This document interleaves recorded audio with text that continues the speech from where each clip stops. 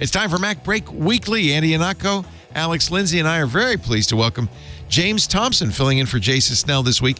You know James is the author of Pcalc. He's going to give us the developer's eye view on everything Apple announced at WWDC. MacBreak Weekly is next. Podcasts you love. From people you trust. This is TWiT. This is MacBreak Weekly, episode 875, recorded Tuesday, June 20th, 2023.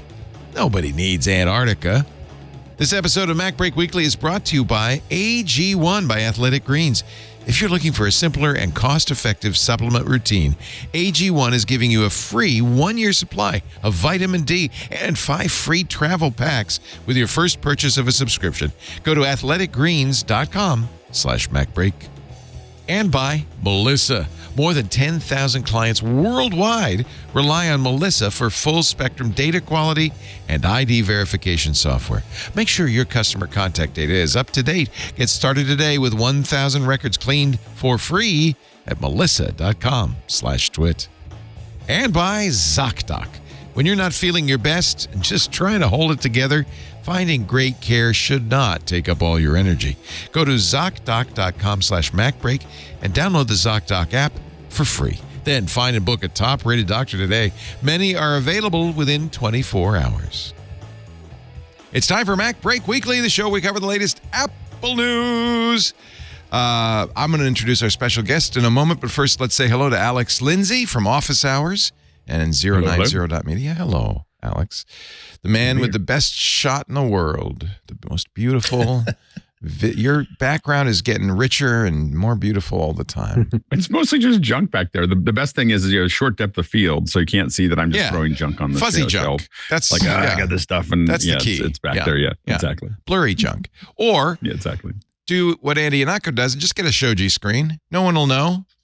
There you go. Hi, Andy. Again, how messy is my office back there? No one knows. Saying. You're not going to find out from there. What I like about Alex is that you're getting the vibe of like a late 1980s, early 1990s cable news channel sort of thing, where there's just, look how busy we got so many busy things in our newsroom. It's dimly lit, but you can see by the number of screens that we're not doing this on the cheap. We've hired lots of people, really, honestly.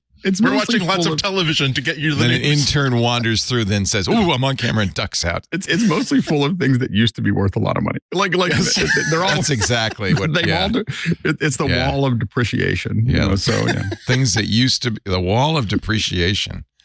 Look upon my works and despair, says this $10,000 workstation. I mean, this camera right here was $250,000. Oh, and then this camera right here was $60,000, and they're all worth like hundreds now.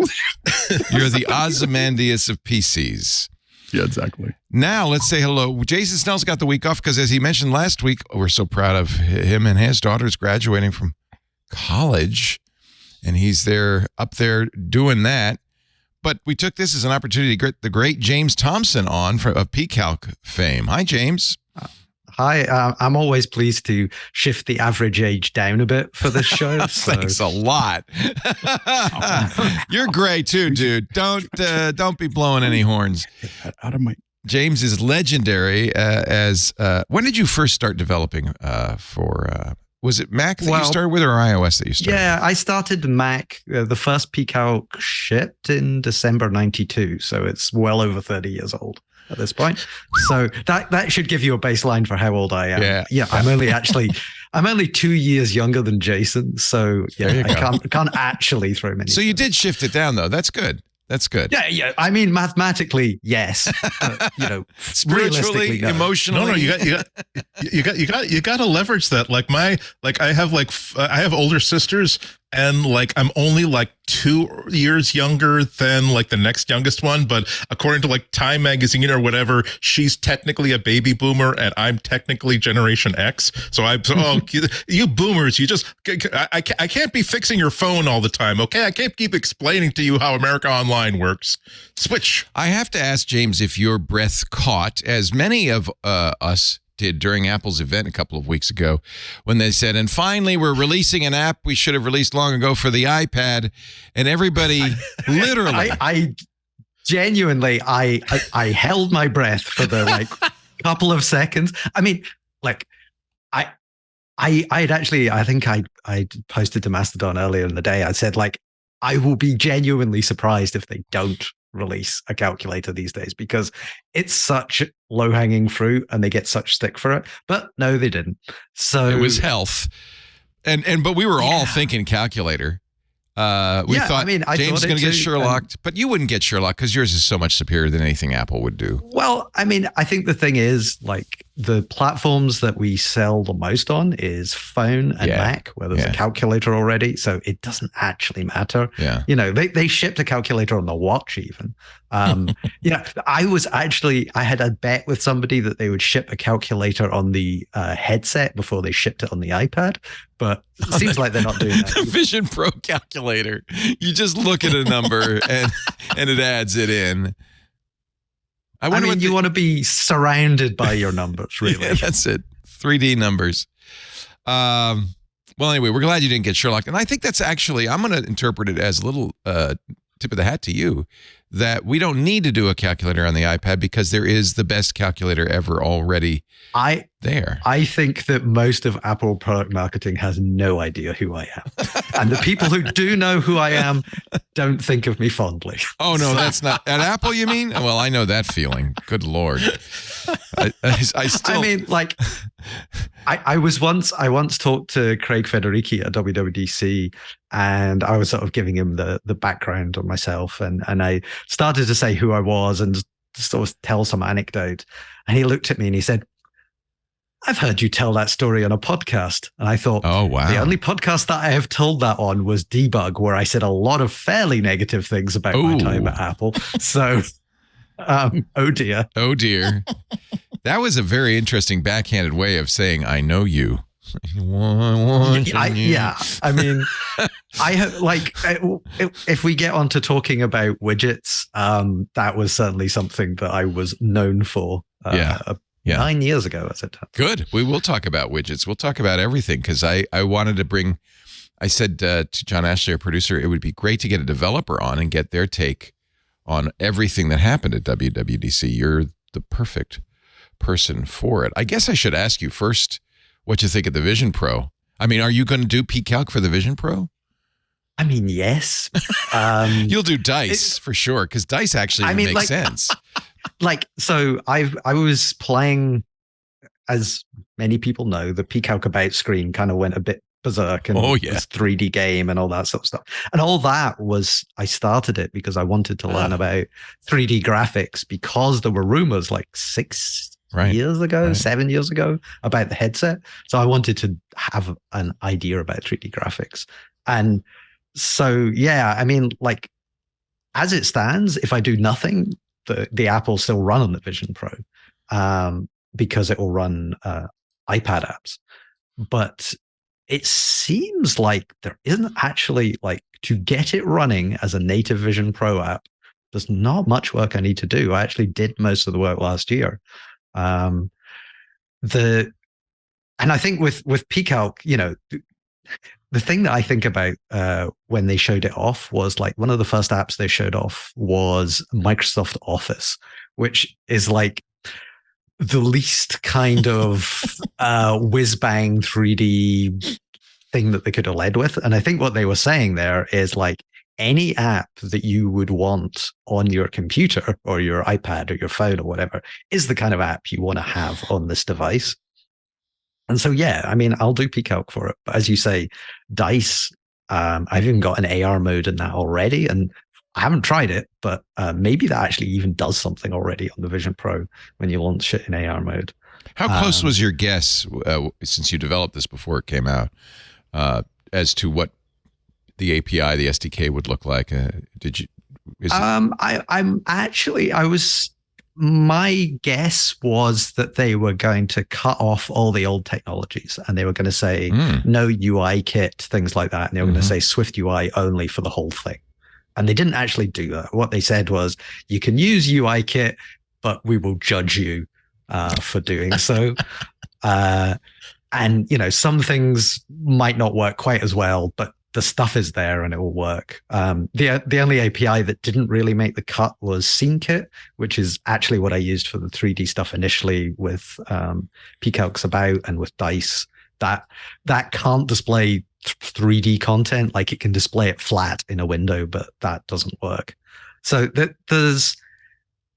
they actually brought across more than I thought they would, and I'm sure they will cut that off pretty soon. But it means, like, because if you're getting iPad apps, existing ones over, they needed to have most of that stuff there anyway in terms of UI kit and things. So, yeah, I mean, I was pleasantly surprised by that. I was quite surprised by the price.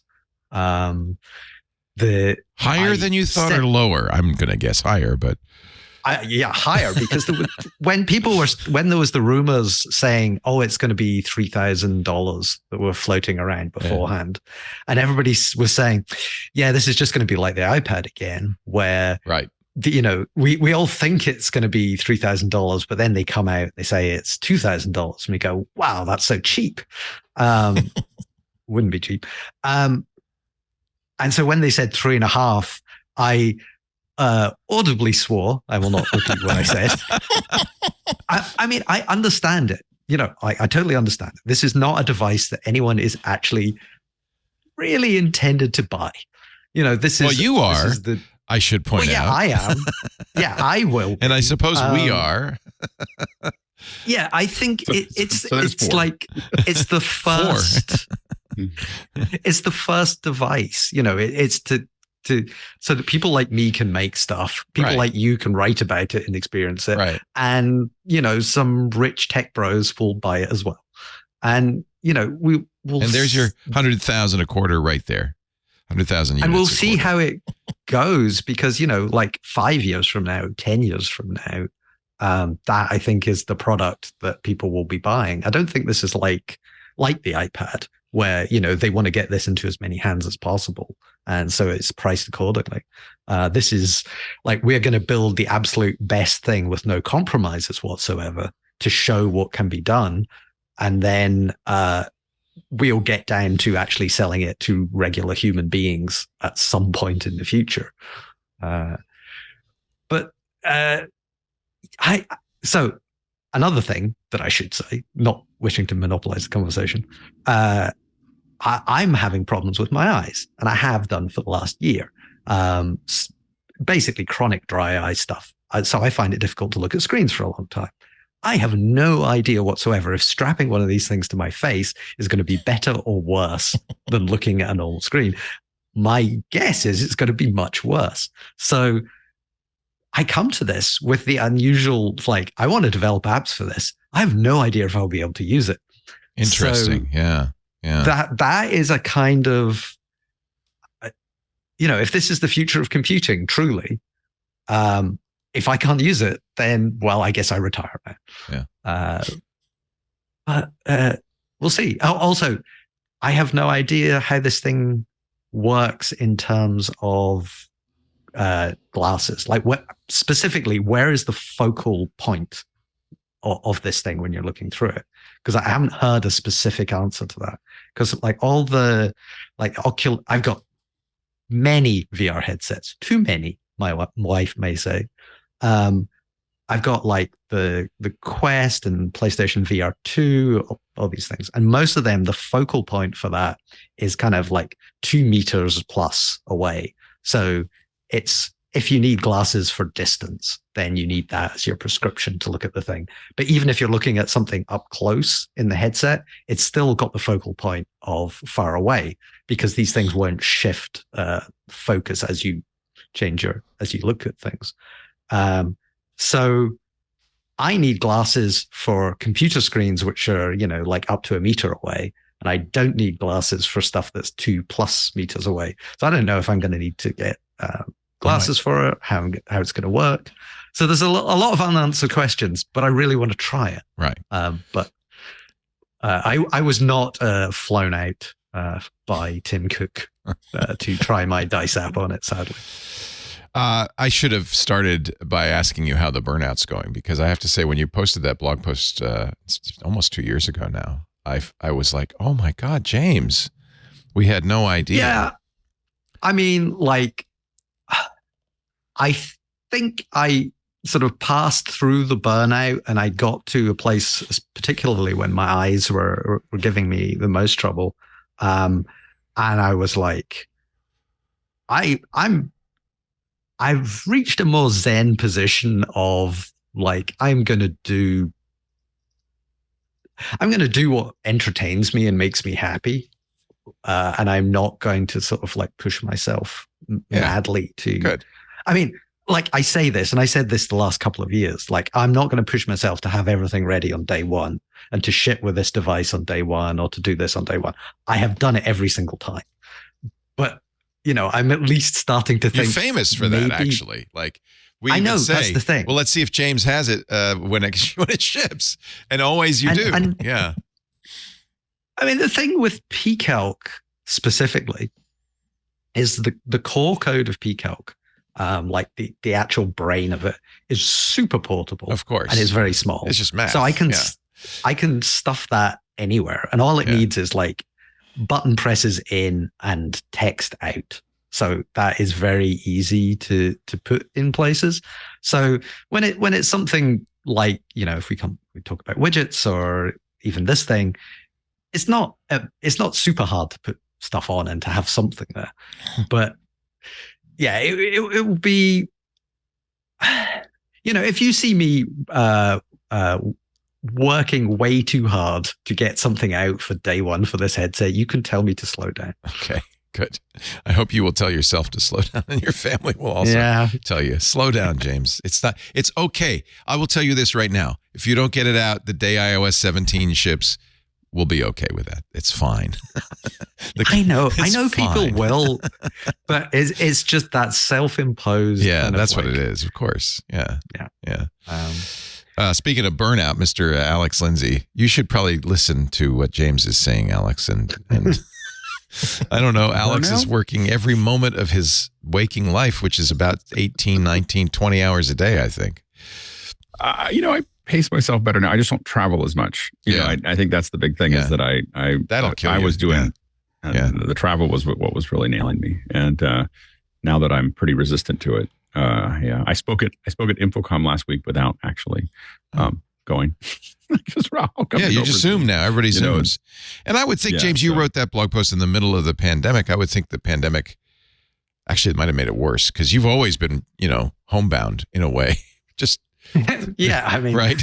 Like I can't actually leave the house. I want to point out. Oh yeah. No, but you know, I have. You don't have an office to go to, or do you? I don't know. No, I mean, like this is the spare bedroom in our place, and it's I've been here 23 years in this very room cranking out code. So hence why you can see on the shelves behind me things like original Halo in its box. I thought I saw that, but then I thought, it must be dreaming. That's no, great. It's like looking behind me, I can see Halo, some Star Wars games, some great. Age of Empires. It's just because I haven't cleaned the shelves up. That's it. Well, they're pretty tidy looking. They look good. They're not. It's not quite as curated as some of the other people, shall we say, on the show. Sometimes people put it in color order. You could do that, maybe. I think that's a little weird, personally. Actually, I think about losing your eyesight as for a coder. That's got to be the worst possible outcome for me. Losing my hearing, and as my hearing deteriorates, I realize it's. Your life work is at risk. So I understand that's scary. Yeah. I mean, I'm not losing my sight as such, like at least currently, it's just I'm limited in the time that I can look at computer screens and phones. So I have to kind of choose that carefully, which might be a good thing. Yeah, no, I mean, I think it is a good thing. And I've actually, one of the things that came out of this is I started to read books again, which is something that I kind of fell off for 20 years. And I'm now way back into it. Oh, good. And it's like, I thought my attention span had permanently atrophied to the point that I couldn't sit down and read a book, but apparently I can. So, I'm okay. But it is, there were points certainly in the last year where I was, genuinely thinking, I got my loaded Mac Studio. I ordered it And then by the time it arrived, I was starting to have like first symptoms of stuff. And I was thinking, why did I order this, like £5,000 computer? I don't even know if I'll be able to use the thing. But and when he says pounds, I just for our American audience, it's not weight. No, I mean, those things are pretty heavy, but not that heavy. I bought the new MacBook Pro, and I thought I'd bring it in for show and not MacBook Pro, MacBook Air for show and tell, the 15-inch. And I'm sad because it's unfortunate, but on Mastodon Stammy, Paul Statamayo said, well, because I was saying how nice I thought the screen was, and he said, well, how does that compare to the what do they call them, the XDK screens on the MacBook Pro, which my wife has, a MacBook M2 MacBook Pro Max with 64 gigs of RAM, 14-inch. So I put them side by side, and now I don't like it anymore. I want the MacBook Pro. I'm like, oh man, it really is crisp and nice and beautiful. So that is like the one time I got bumped up to first class on a flight, and that just ruined air travel for the rest of my life. Because you had a Mac. Wait, why? I don't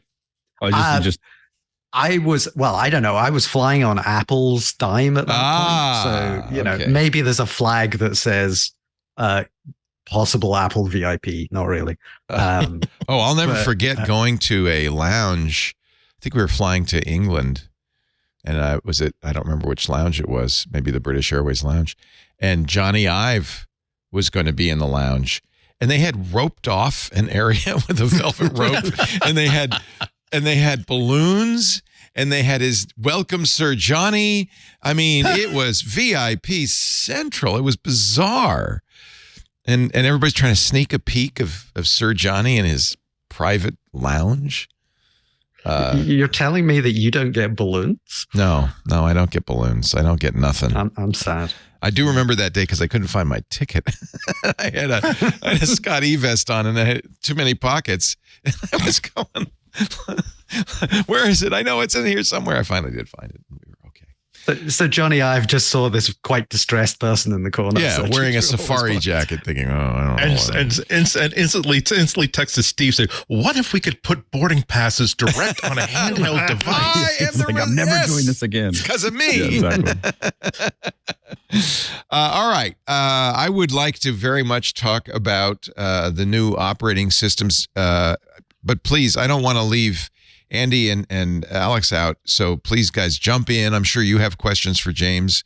I know you know James probably better than I do. So I don't want to make this all on James's poor shoulders.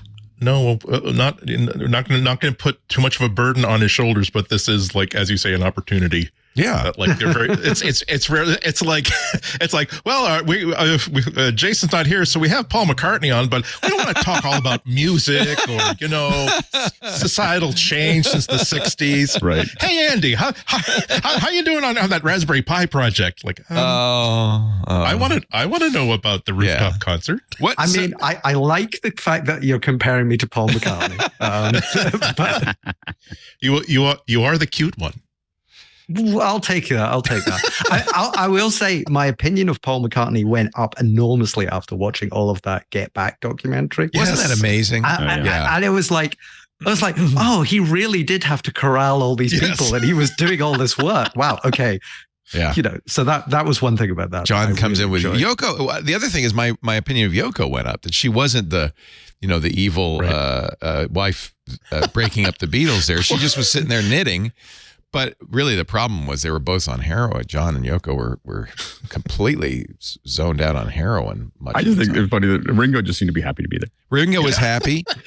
George was a little cranky, and Paul was trying to wrangle them all. But George is the one that brought the 24-track. He had like the his studio 24-track recorder yeah. that took like a electrical engineer to run. Like there was this one kid who knew how to run it, and he's the only one that knew how to run it. And it was like this very complex. Yeah, it's a really great documentary. Like you think like when Peter Jackson did it, you were like, I don't know why he did that. Like it seemed like a really deep dive. And now I haven't seen the long version, but I'm. Oh, I've watched it all many. What is it? 13 it's hours. Worth, yeah.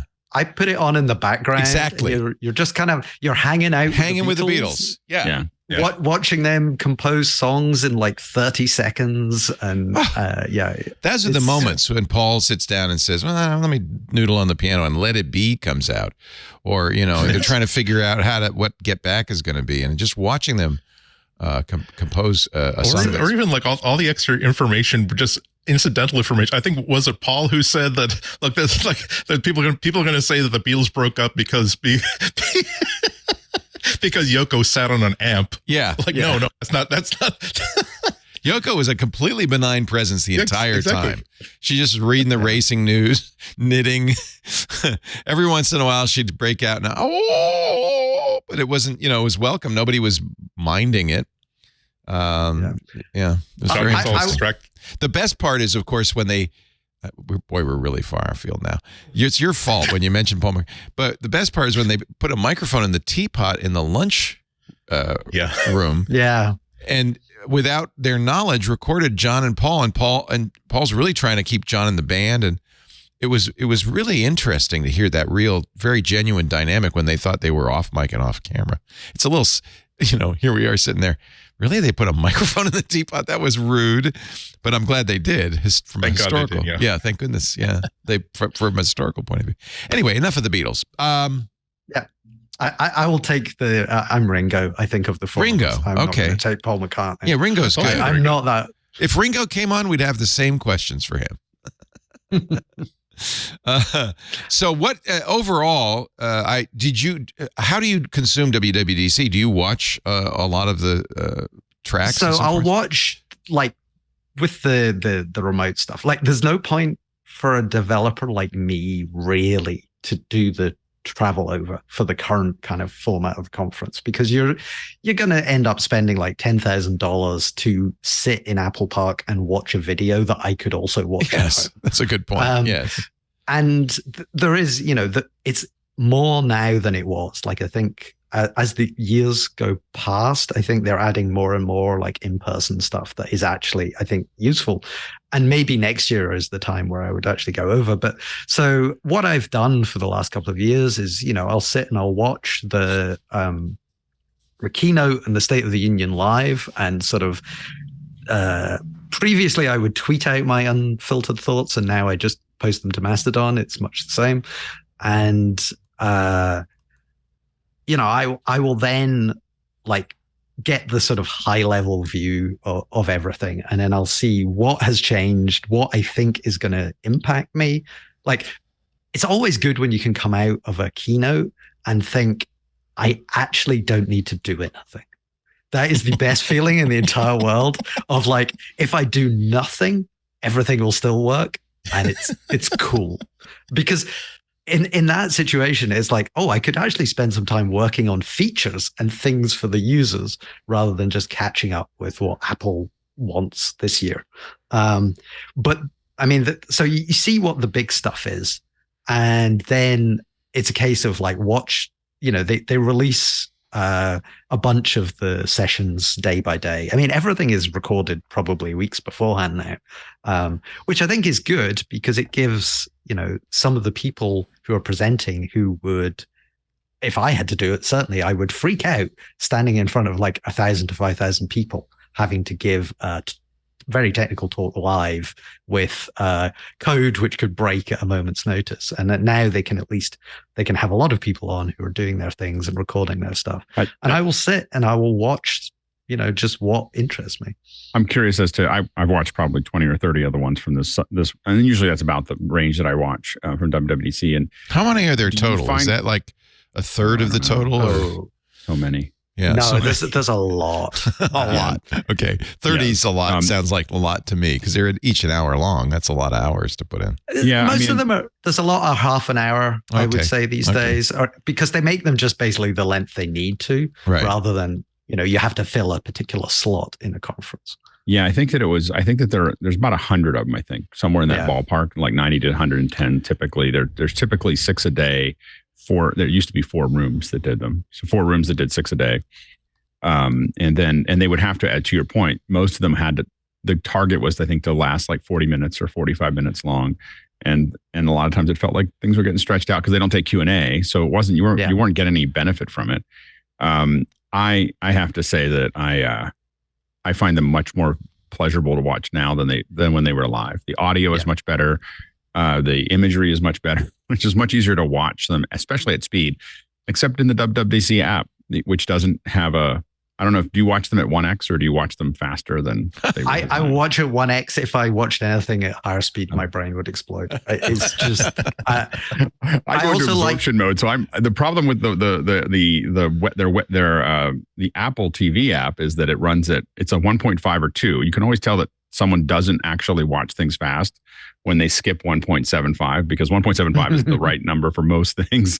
And so I'm always like on the T-top of those, but I just find them to be, I felt like it's a huge jump forward as far as, I'm curious. The other thing that they do in them is that they have the transcripts there immediately, which is very helpful because like I can, before I even watch a session, I can just have a quick scan through the transcript and see if it is talking about the kind of thing that I'm interested in.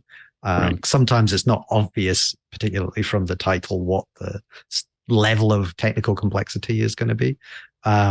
So yeah, I think the developer app's pretty good. As I say, I watch all the stuff at 1x anyway.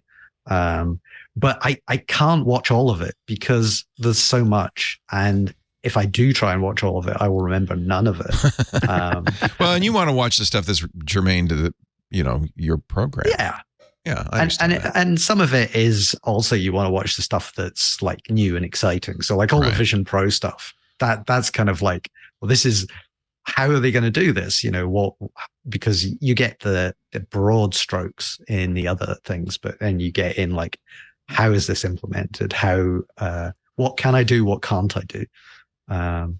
And yeah, so I've watched a lot of Vision Pro stuff, which is not like, we can't even order SDKs at this point. So, I have front loaded my brain with all the information that is completely useless at this point. And may well change. I really get the feeling, I likened it on one of our shows to a concept car that you might see at an auto show. I get the feeling that when it does come out, it may be a somewhat different product. In fact, I'm betting that the scary eyes in the front will be gone. I don't think. I think they're 100% staying. I think that's a core thing of their design, because it's like they are nobody else has ever done it, so this thing stands out for good reason. Even if it stands out in a way that I don't like. Yeah.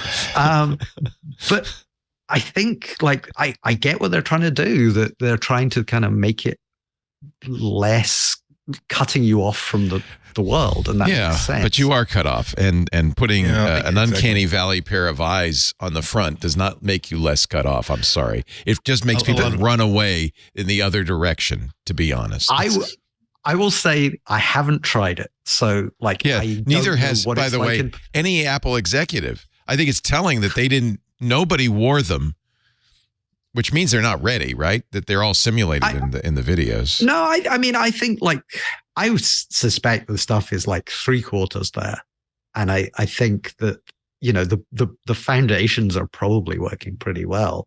I mean, from the sounds of the people I know who have got demos, like the technology, like the hardware certainly was impressive. Yeah. Some of the software. Like I know some people that when they had their head scanned for the FaceTime thing, they didn't get a particularly pleasant looking avatar out of that. And but I could see that stuff improving. It's like, so when the iPad came out, or before the iPad came out, when it was announced and we got developer kits for it, we could write apps in the simulator, and same for the watch and same for other things. Like we could write the apps, and we could see them on a screen and we could interact with them, but it didn't give you the sense of what it would be like to actually use the thing, which affects how you build your apps. So there is a sort of, once you're actually using it, there's a feedback process of, I'm playing with it. Oh, this makes sense to do it this way, or this is, this thing is too far away from where your fingers would be, or this button is too small, or something. And I think there's going to be a process for this as well. It's like once we actually get to use them and see what it's like to use them. And this is such a shift in terms of like thinking and design. In some ways it's not, because like the apps they're showing off are kind of like mostly 2D windows that you're moving around with 3D content. But until I have one of those things on my face and I am actively running my code on it, I'm hesitant to pass judgment on it because I just don't know what it's like. And I have skepticism. I still don't know what it's for. Like, I get that this is like technologically possibly the most sophisticated piece of consumer electronics ever made, shall we say. I still don't get what it's for. But I haven't tried it. So that's the thing. I can't throw stones at it. Yeah. Specifically about the magic eyeballs, I'm not sure that could become the touch bar of the Vision Pro. That could be the thing that, okay, we really thought we had something. It turns out we didn't have anything here. We're going to start to give you back all the buttons that you're complaining that you didn't have. Well, and if they're going to make a less expensive version, those screens are one way to cut a couple $100. Yeah, but not only that, but that's a display right at the very, very front of the device on a device that could be made lighter anyway, and you don't want weight at the front anyway. Right. Another problem is that this is I've been reading a lot more about what designers of night vision goggles have been learning about just the mechanics of how to design something that you wear on your face and people are going to be looking around through the world at. And another complaint that's coming through about this design is that because you have this screen that has to cover the entire front plate, you can't have cameras like right where your pupils would be, and so they're going to be lowered like another like inch or so from where you're actually looking, which it remains to be seen how confusing that's going to be. There's a paper that I read about, again, people who are designing these things for night vision, saying that even moving these down a little bit causes a bit of confusion because the brain it creates a whole bunch of problems where the brain adapts, and then when you take the goggles off, your brain now has to deal with the fact that there's this entirely new way of looking at the world. So there are a lot of small things about it. It just and a lot of these things are going to be maybe worth the expense, so to speak, because of the technology. But it really changed my mind about, again, what I have to call derisively the magic eyeball effect. That has to really now be very, very important. It has to be crucial. It has to be a signature thing that says, oh my God, Apple has figured something out here that no one else has figured out. And everybody has to start stealing this idea. It turns out to be such a great idea to have this screen facing outward to make it worth like the extra weight and the extra changes that it makes to the balance. And in my eye, I don't think it just looks. Yeah.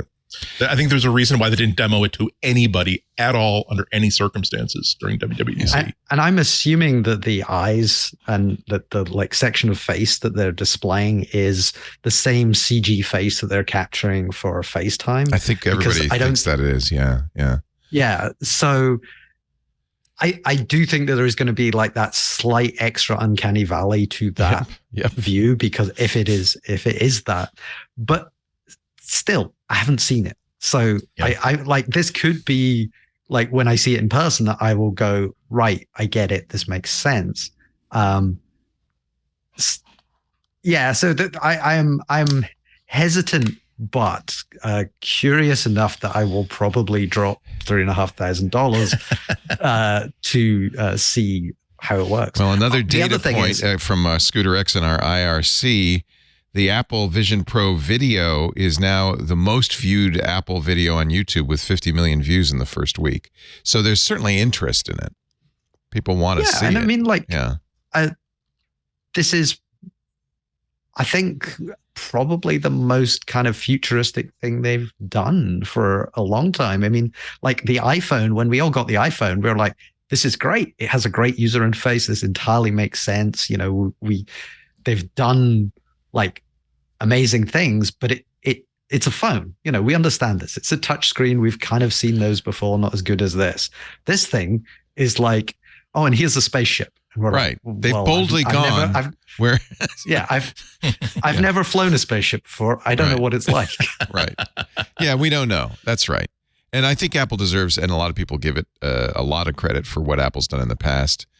But this is not like anything Apple's done in the past, and it is a bit of a reach for them. I think the pricing also helps scare off a lot of folks that aren't sure. so you're going to end up with a lot of people that are there testing it. I think that it is. I think that they'll probably keep the eyes in some form. They're going to have to keep on developing them. I think that they're part of the interface to tell you that someone's looking at you. Right. When they I understand why they're there. They tell you why they're not there. But I think it's also the thing that's people are going to fixate on as being the creepiest part of it. And I think that's something Apple's got to fight against. Hey, James, let me ask you if it's Mac OS or iOS or its own OS. You tooted the day of WWDC that it looks like they're out of sync, that iOS 17 but XROS 1.0. Somebody responded to you that he didn't think it is iOS. Do you have a better sense of that now? I'm not 100% sure. I mean, I think like any of Apple's operating systems, they're all generally, or certainly the iOS derivatives, like, what's on a HomePod or what's on a watch or whatever. I think they're all kind of like, there's a lot of core stuff that's the same. It's the mock kernel plus the basic Core OS on top of that. Yeah. And, that I don't think that this is anything radically different from that, except it's got like a bunch of real-time stuff in it. Right. So, I think all of these OSs are related. They're at least very close cousins. Yeah. That's fair. Yeah. This is the stack that Apple put in the keynote. And so there are iOS frameworks at the top level, as well as special frameworks that are spatial for the particular Vision Pro and the spatial audio engine, plus the foveated renderer and the multi-app 3D engine. Those are all unique to the Vision Pro. It's interesting. Yeah, but that big Core OS section at the bottom that's probably the same thing that's on everything. Right. Same kernel across all platforms. Yeah, and it's mock kernel. I think so. I mean, even my monitor is running some, even your studio, stuff. You have a studio display, then I know. Yes. Your little iOS display. Yeah. Let's take a little break. James Thompson, our guest, Pcalc's author.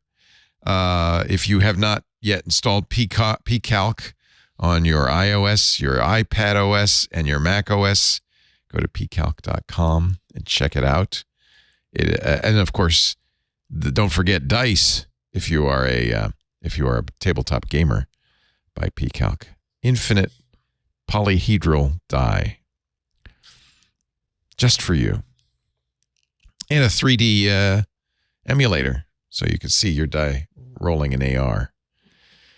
Our show today brought to you by. Oh, and I forgot, Alex Lindsay's also here in Ihnatko. You guys are also here. Seriously, I don't mean to take no. When we have somebody, when Paul McCartney or Ringo's on, we got to talk to him. That's just this week, James. This week you're Diana Ross. We're the Supreme. we're happy. You're Beyonce. We're Destiny's Child. I get it. Yeah.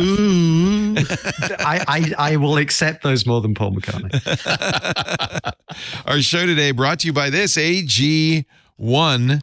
By Athletic Greens. Love this product. Like many of you, especially during quarantine, I wanted to support my health and I ended up having a fistful of supplements that I would take every morning. But this has changed my life. AG1 from Athletic Greens.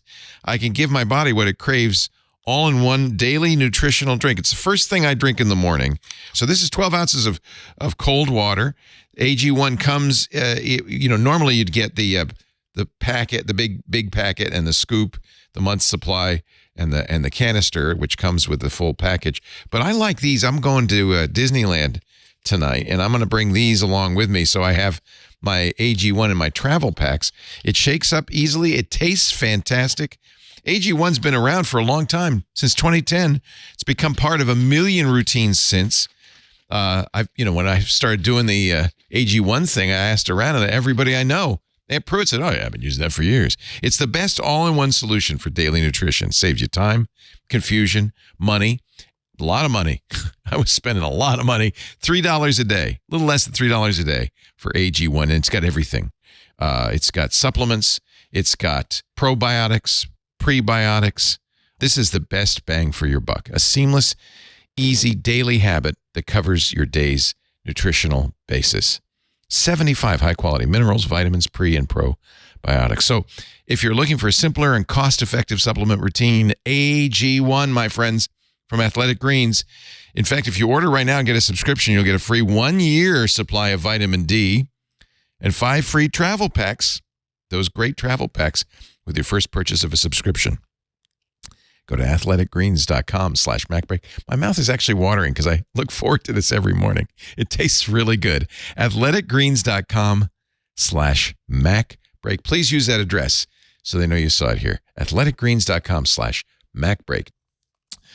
Is there anything in iOS 17, James, you were particularly excited about or interested in? I guess you could include iPad OS as well if you want.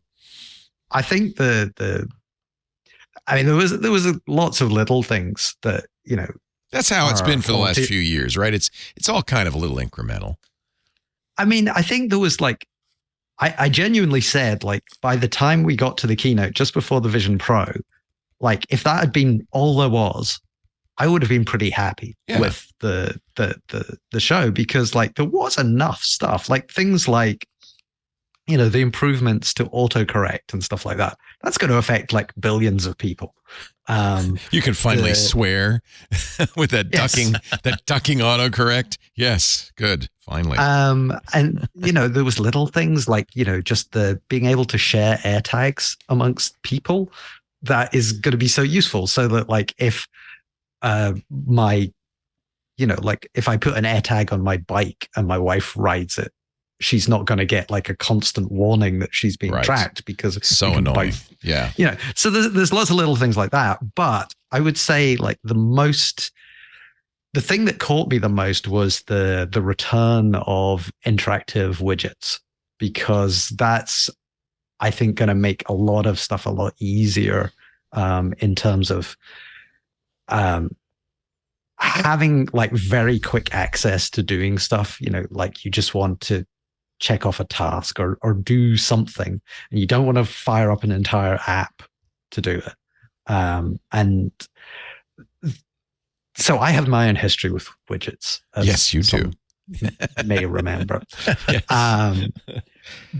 Back in the distant past of 2014, when we got our first widgets, the first old school widgets, because they're a completely different mechanism, I built a Pcalc widget, because there was a calculator widget that Apple did that was on the Mac, and they didn't do one on iOS. And I thought, well, they've done it on the Mac, so I'll do it on the Mac, and I'll do it on iOS as well. And, as I said before, the core logic of Pcalc is small, self-contained. So I just stuffed it in there. And it released. It was very popular. It got featured by Apple on the store as one of the best examples of a widget. And then a few weeks after the introduction, I got contacted by Apple, and I was told I had to remove the widget because, I quote, widgets couldn't perform calculations. That's so Apple. And it was the kind of, one half of your company is featuring this as a great example, and then the other half is telling me that widgets are not allowed to do this, so can't do it.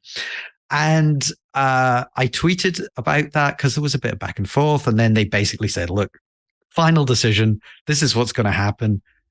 There is no higher power you can appeal to. Just accept it, remove it, move on. So I tweeted about that. Then I went out for dinner.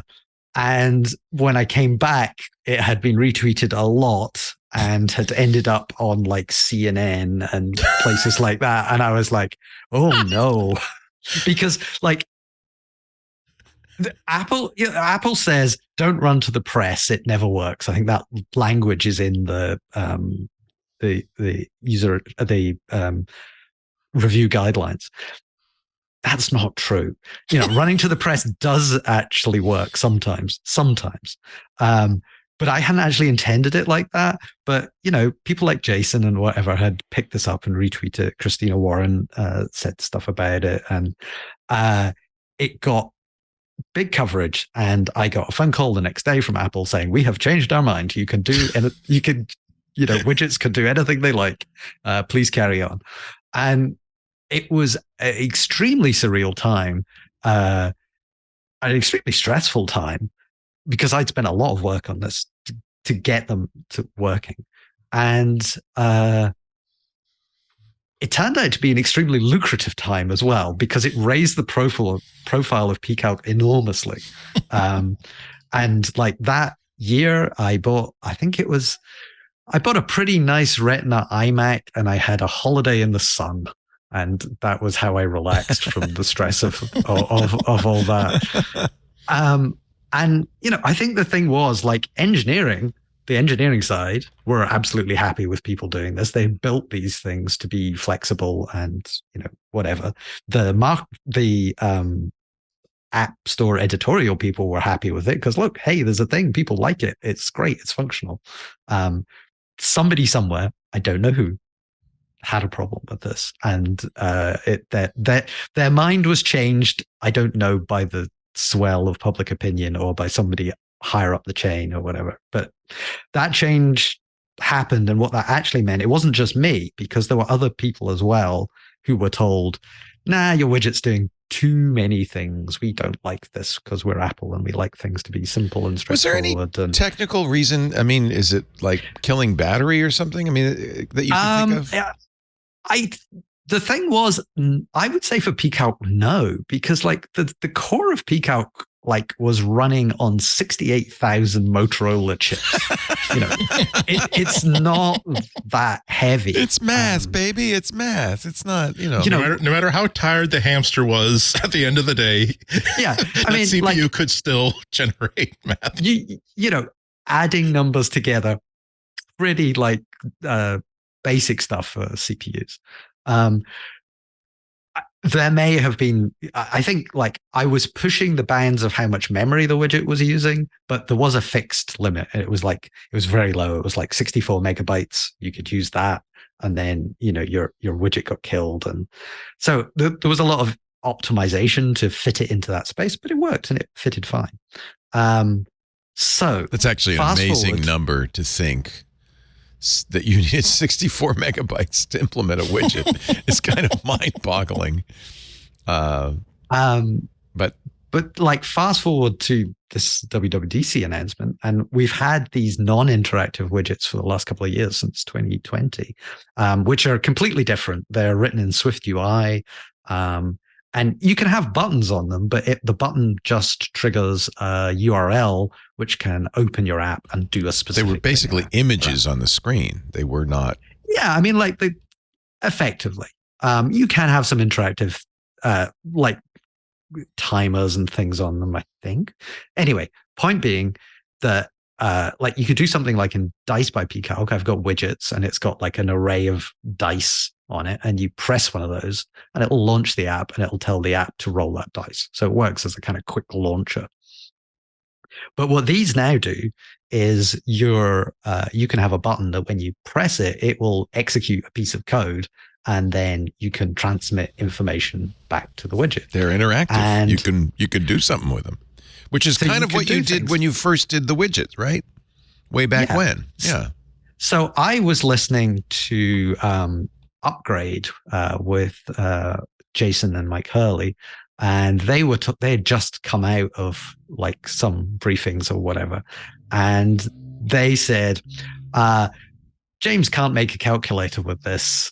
It's not meant for that. It's it can't be done. Basically, I think was who the they? Apple they or Mike and Jason they? Apple said, did they mention you by name and said, don't get excited? I have no knowledge as to what transpired, okay, and who they talked to. But somebody said. All I heard was, you're not allowed to do this. And so what I did was, before the end of that day, I had a working prototype of Pcalc running as a widget. You are a glutton for punishment. Environment. Well, it was it was a challenge. They threw down the gauntlet. I mean, they didn't throw it down, but it was the best way to get me to do something is to tell me that I am not allowed to do it. Yes.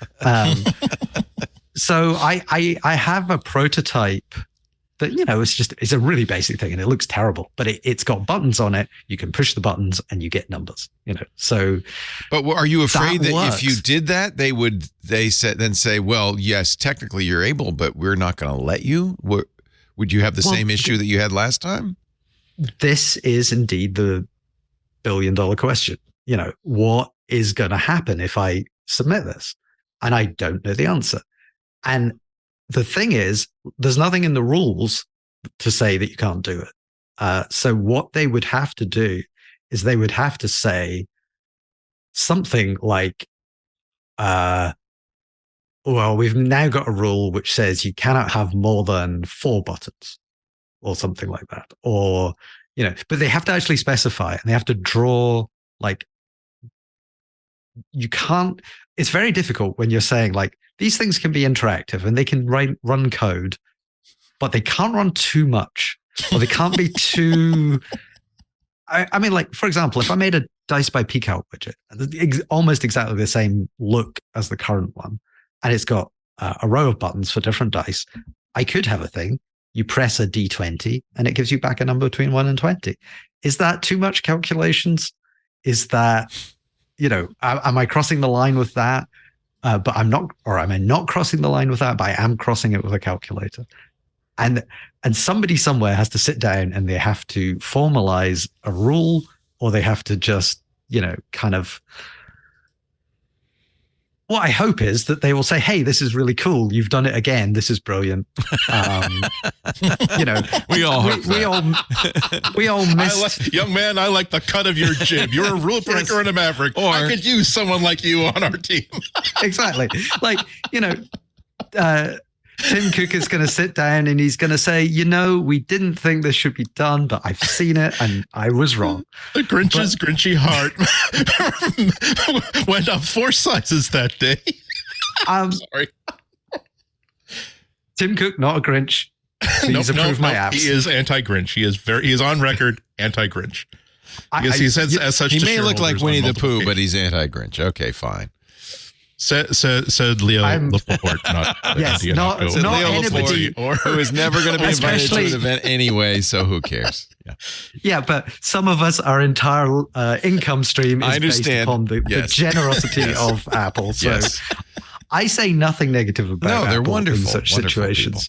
Wonderful. And also, Apple is not one person. Apple is 1,000 little divisions who all have different opinions. You're hoping, Andy, that they don't say, James, you're spunky, and I hate spunk. That would be the other way to interpret. You got moxie, kid. You got moxie. Hey, let me just completely parenthetically sidebar, but do you use Apple's random number generator, or do you create your own, or how do you make sure that those dice numbers are really I random? use Apple's. Apple has good. They have a good pseudo random. Is it pseudo? But it is pseudo.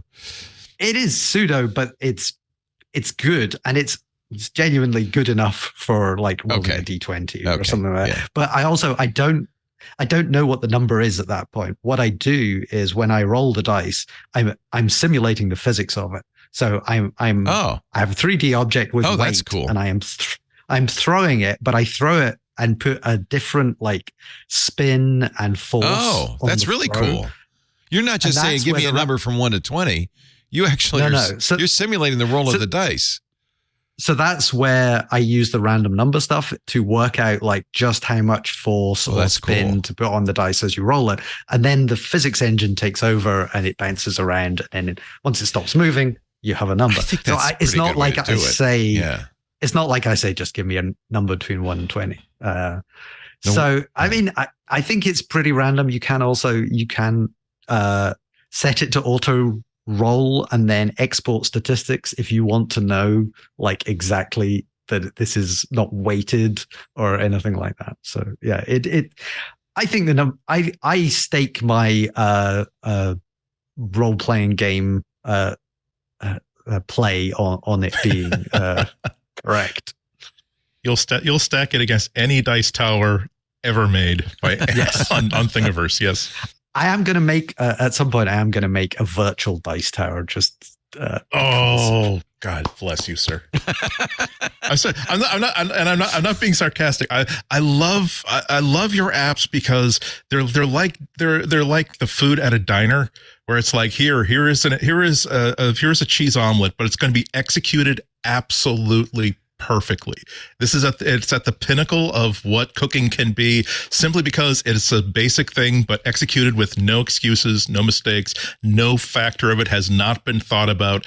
Even when you think it's done, they couldn't enhance it. You enhance your stuff more. So when I think that you're adding a dice tower, I'm not saying, oh gosh, it's like, haha, it's funny that no, this is exactly what this app is supposed to be. It'll be the Socratic your work. The Socratic dice tower, right? This is why I am happy to be one of the pips to your Gladys Knight any day of the week.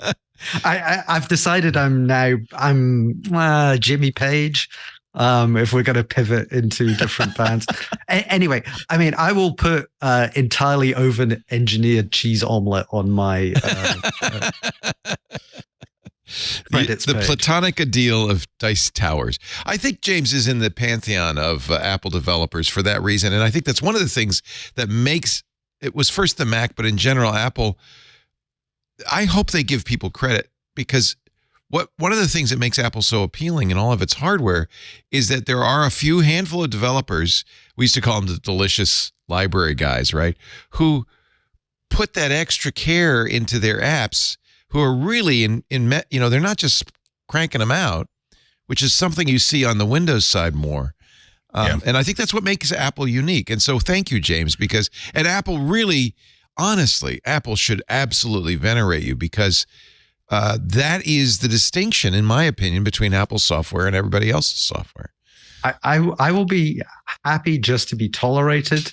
And tolerated, not venerated, huh? Okay. Yeah, I mean, I humbly accept your praise, but there are a lot of people out there, I think, doing really good stuff. And it's not just you. Absolutely, yeah. Like you, and it's not just like people with gray hair. I mean, I think there are a lot of younger developers who are doing really cool stuff. No, and look at the Apple Design winners to give you a good example of exactly. that. And it's like, I'm not bitter that I've never won one of those. No, I mean, I entered once back in oh God, was it? I don't think I entered while I was an Apple employee, because that would be wrong. But I think it was shortly afterwards or something. But anyway, Drag Thing, if anybody remembers. Drag Thing, I love Drag Thing. Launcher. Yeah. That was entered for one once, and I basically got told, and I was asked to submit it, so I submitted it, and then they said no. And I was like, well, why did you ask me? Oh, my God. So I never did anything from there. And nowadays it's pretty much a kind of, don't call us, we'll call you. We will find your apps. And I think it's right that they're celebrating the new stuff and not the stuff that's been around for 30 years, because everybody knows, well, not everybody. I mean, a lot of people know Pcalc and know these things. So there's no point. Well, I give you the unofficial design award. I will take the MacBreak Weekly Design Award. You have actually been many times been a pick on MacBreak, as you well know. So, I even when I don't catch the show as often as I would like, whenever my Google alerts or whatever fire to say that I've been mentioned again he has. All right, so I'll just quickly say that, Leo, you're absolutely right. Like the only thing that I really miss about not having an iPhone, but having Android, is that I love my Android hardware. I love the things that I can do with the Android that I can't do with the iPhone, but the creativity and the artistry of the apps just isn't there. They're great. They're solid. They do what they have to do. I can't remember the last time that I downloaded an app to my Android phone that gave me the level of delight that most iPhone apps do. That's something that Apple really needs to be praised for. As much as we laugh about the interactions between Apple and developers time and time again, they've created something that attracts the sort of people that, oh my God, this is a wonderful canvas. I can be as weird as I want. I can execute a program, an app to the extent of my individuality here. And Google just has never been able to do that. We used to call it the delicious generation because of a delicious library. Those were very skeuomorphic, all of those. We've come a long way since then, but there is absolutely a care and attention to detail, and even more an attention to aesthetics on the Apple side that just is really lacking everywhere else. And that's one of the reasons we still love our Macs. And Apple really needs to understand that. They put that into their hardware and their OSs. I think that's also why it's hard to get Apple users whether it's an iPhone or a Mac or an iPad to go to another platform. Yeah, is because you open it up and you just feel like the fit and finish is gone. Like you're just kind of like you went from something that everything's kind of nice and rounded and fitting and everything fits together, and then everything's kind of like it's all still there. It's just not pretty anymore. I mean, the thing that is like when Apple does something. Yeah, let's say the new settings app or something, and everybody's tearing stuff apart or whatever, and like, Apple's completely lost the ability to do design, blah, blah, blah. And then you actually compare all that stuff to any other platform, and it is still superior. I think that's the thing that people forget is like, yes, we complain about this stuff, but we complain about this stuff because we love it, and because it's we feel this could be slightly more Mac-like, or this whatever it is. But I mean, I've been using a few other like, show me the television that the user interface is in any way good. I've never seen one. Horrible. Yeah. And even like I just got one of the Kobo Libra 2 e-readers, and it's nice, but the interface isn't quite as good as it should be. Yeah. And it's the same on every piece of consumer electronics. It's just like, it's functional, but it's not consistent and it's not whatever. So I mean, I've still got, like, sat next to me, I have a copy of the Human Interface Guidelines from 91 or whatever it is. I was just going to refer to that. Yeah. Yeah. And that book was like my Bible when I was developing software. It was like, read this, internalize it. I literally, at university, we had my favorite class of like the entire computing science course that I did was a human interface design class. And what they would do is they would take something like the open and save boxes on the Mac, and they would completely disassemble it and say, this is why they made this choice. This is how, and we would do things like we would do, user testing, and it's like, let's find out what the best way to do something is to make it easy for users or whatever. And I think that kind of class is still ingrained in my brain as I want to do this right, and those guidelines and everything else. So I think that is, and even people who like are young that they didn't encounter that stuff, or they've started on iOS or whatever, it's still, there is the quality there that inspires people to make more quality things so that they look good on the platform. I was so nostalgic for it. I went out and found a copy on eBay, I think, of the original Inside Macintosh notebooks. And I don't know if it was Steve Jobs, or I doubt it was. I'm sure there were others, but for some reason, Apple really had this vision, this unified vision in 1984, and continued it. It's attenuated a little bit, and things like settings maybe are an example of where it's not quite hewed to. That's very modal. But if you compare it with settings on Windows, the control panel on Windows, I mean, you'll appreciate it. I was setting up Windows 11 in VMware last week to do something, and it's like, I hate this. I actively hate this. Yeah. We're a little prejudiced. Yeah. And I think that one of the things that did drive that is Steve Jobs very early on learned calligraphy. Right. or he was an aesthete for sure. And, yes. And really absolutely. was into topography and everything else. And topography is kind of in many ways, the finest version of attention to detail, because you're talking about the space between things and how big the serifs are and what the, X height is. And, and all of those things make a difference.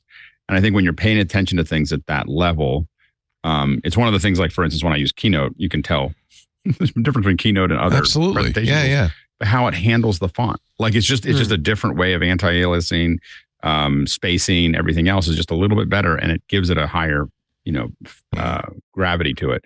And so that's the thing, when you pay attention to that level of detail. And again, I think that a lot of folks that use Apple products are either consciously or unconsciously are just used to that. That's how everything works, I got to take a break. I want to come back. I really do want to delve into a little bit iOS 17 and macOS Sonoma and iPadOS 17 and some of the features that you're looking forward to, James, and things that you've noticed. We're going to go deeper on that, but it's really great to have James Thompson here, legendary Apple designer and developer, creator of Pcalc and P-Dice.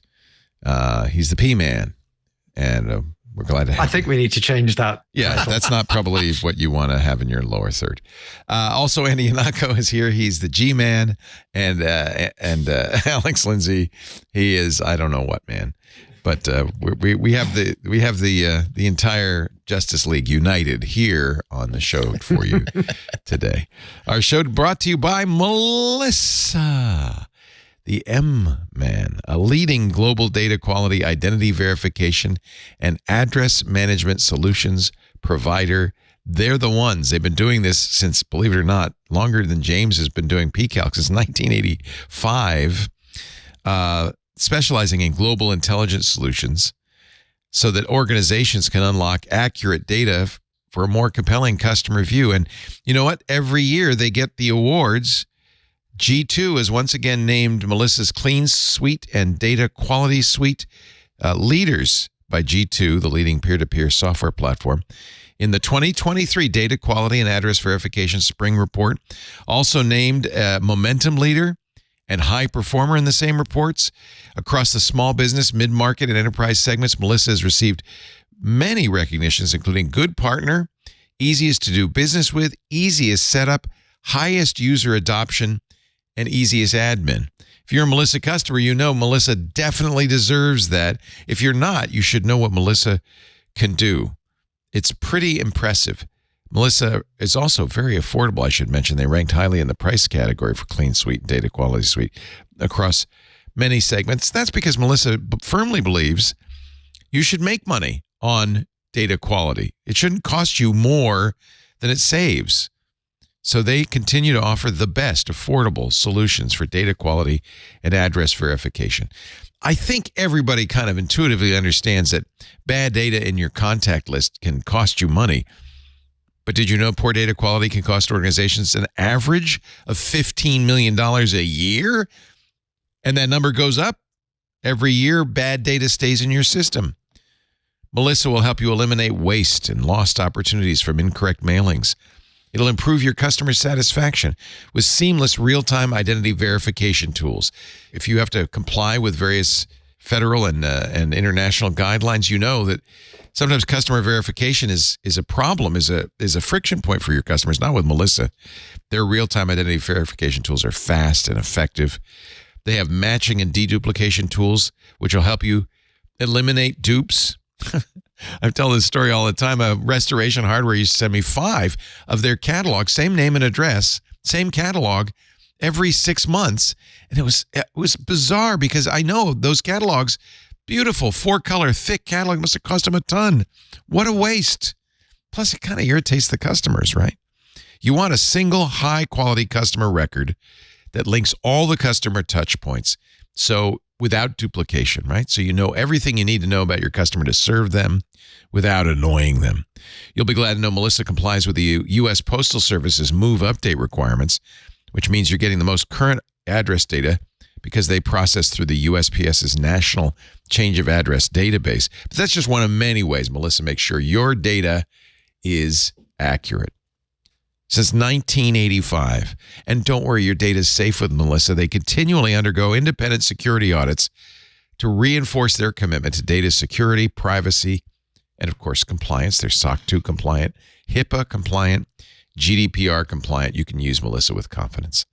Make sure your customer contact data is up to date. Get started today with 1,000 records cleaned for free. Melissa.com/twit. Check out the API. There's a SaaS version. There's an on-prem version. You get to use Melissa the way that works for you, securely, quickly, easily. You can even incorporate it into your own software using the Melissa APIs. Melissa.com/twit. We thank him so much for supporting MacBreak Weekly. You support us when you use that address, though. Make sure you use that address so they know you saw it here. Melissa.com/twit. I love it that you have the 19, you said not 87, 97 Apple human interface guidelines on your desk right there. I think it's like 91, 91, or something. yeah. I've got a stack of all the original books that I got. I love those. Yeah. Because I just couldn't throw them away. Did you start with Pcalc or? Yep. You did? Yeah, it was Pcalc. That was what our university taught as the language. And we used Think Pcalc. Great Pcalc. It was very fast. And I love the Macintosh Programmers Workshop, though. That was an amazing tool, an IDE that I don't think has ever been surpassed. And I used that for 68,000 assembler. What's really awesome. I used that for I ported a programming language compiler to that as an MPW tool, and yes, that was something. But I think Pcalc was a nice simple thing. The debugger in Think Pcalc was one of the best, and I believe one of the people who worked on Think Pcalc was Rich Siegel of BB Edit fame. I didn't know that. So well, they were in Boston. That's right. Yeah. Yeah, that's where I got started. And we were doing our coursework at university in Think Pcalc.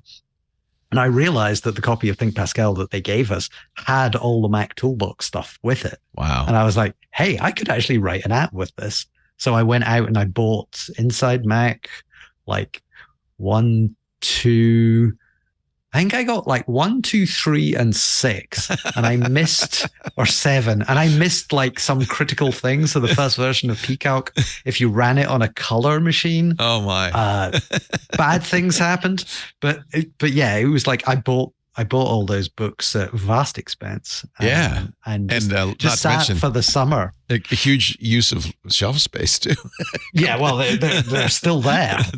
Apple's 7-foot shelf right there. But yeah, it was, I don't want to say it's the best Apple documentation has ever been, because that is mean to the people who are currently doing documentation. It's pretty darn good. But it was really consistent and solid. Bruce Togazzini and Scott Canaster and that group, they were so good. So good. And not just that, as objects, as bound paperback books, they're just so handsome they're definitely designed to be pulled off the shelf and splayed in stacks on top in layers on top of your desk as you work your way through a problem. But man, there's just something about the binding of those books that even when they were really, really out of date, it's like, I can't get rid of these. It's like a leather bound book of poetry. It's a first edition. It's like a beautiful edition of James Joyce Ulysses. I know I will never open this, but I just enjoy holding it. Yeah. Exactly. You use Swift now entirely and Xcode? Nope. So I'm using Pcalc was written in Pascal, hand converted to C, a C++ wrapper around that, then an Objective-C wrapper around that, then a Swift wrapper around that. So the analogy that I always use with Pcalc is, if you remember Star Trek: The Motion Picture, where they discover that the enormous entity that is threatening them, like right at the center of it is the original Voyager probe. And then there's all this just layers around it. That is what Pcalc is. So a lot of my code is Objective-C at this point. And, because Pcalc has been around long enough, some of it's rewritten, some of it, new stuff like widgets is all Swift and Swift UI, whatever. But there's no real point in rewriting existing working code. As you write new stuff, yes. And when I did Dice was like, it was a spin-off of the About screen from Pcalc, and I was challenged by Jason Snell to make a dice rolling app. And I decided I would make one and ship one in, I think I gave myself a week, and it took me 2 weeks from new project to being on the App Store was like 2 weeks. Wow. But because I was reusing a lot of Pcalc code in that is also Objective-C and remains Objective-C. So I'm a contradiction in that I simultaneously like to adopt new, exciting things as quickly as possible, but I'm also extremely conservative in some of the technology choices I make, because now this stuff works. If it works, don't change it. Yeah. I mean, you must have to write a lot of glue code to keep it all working together. No, I mean, it's not actually too bad. You can call Swift and Objective-C. You can interoperate between them very easily, and you can have one bit of your app being Swift UI and one bit being just regular UI kit. It's actually pretty good for that sort of stuff. So, I want to kind of stick with 3D because you really did do an early 3D app, so you were right on that bandwagon from day one. Are the interfaces for Vision OS similar, different, better, worse? I mean, it's pretty similar. I mean, everything, what they're trying to encourage developers to use is Swift UI, which they've extended out for 3D stuff. But you can still port over your UIKit app, as far as I can tell.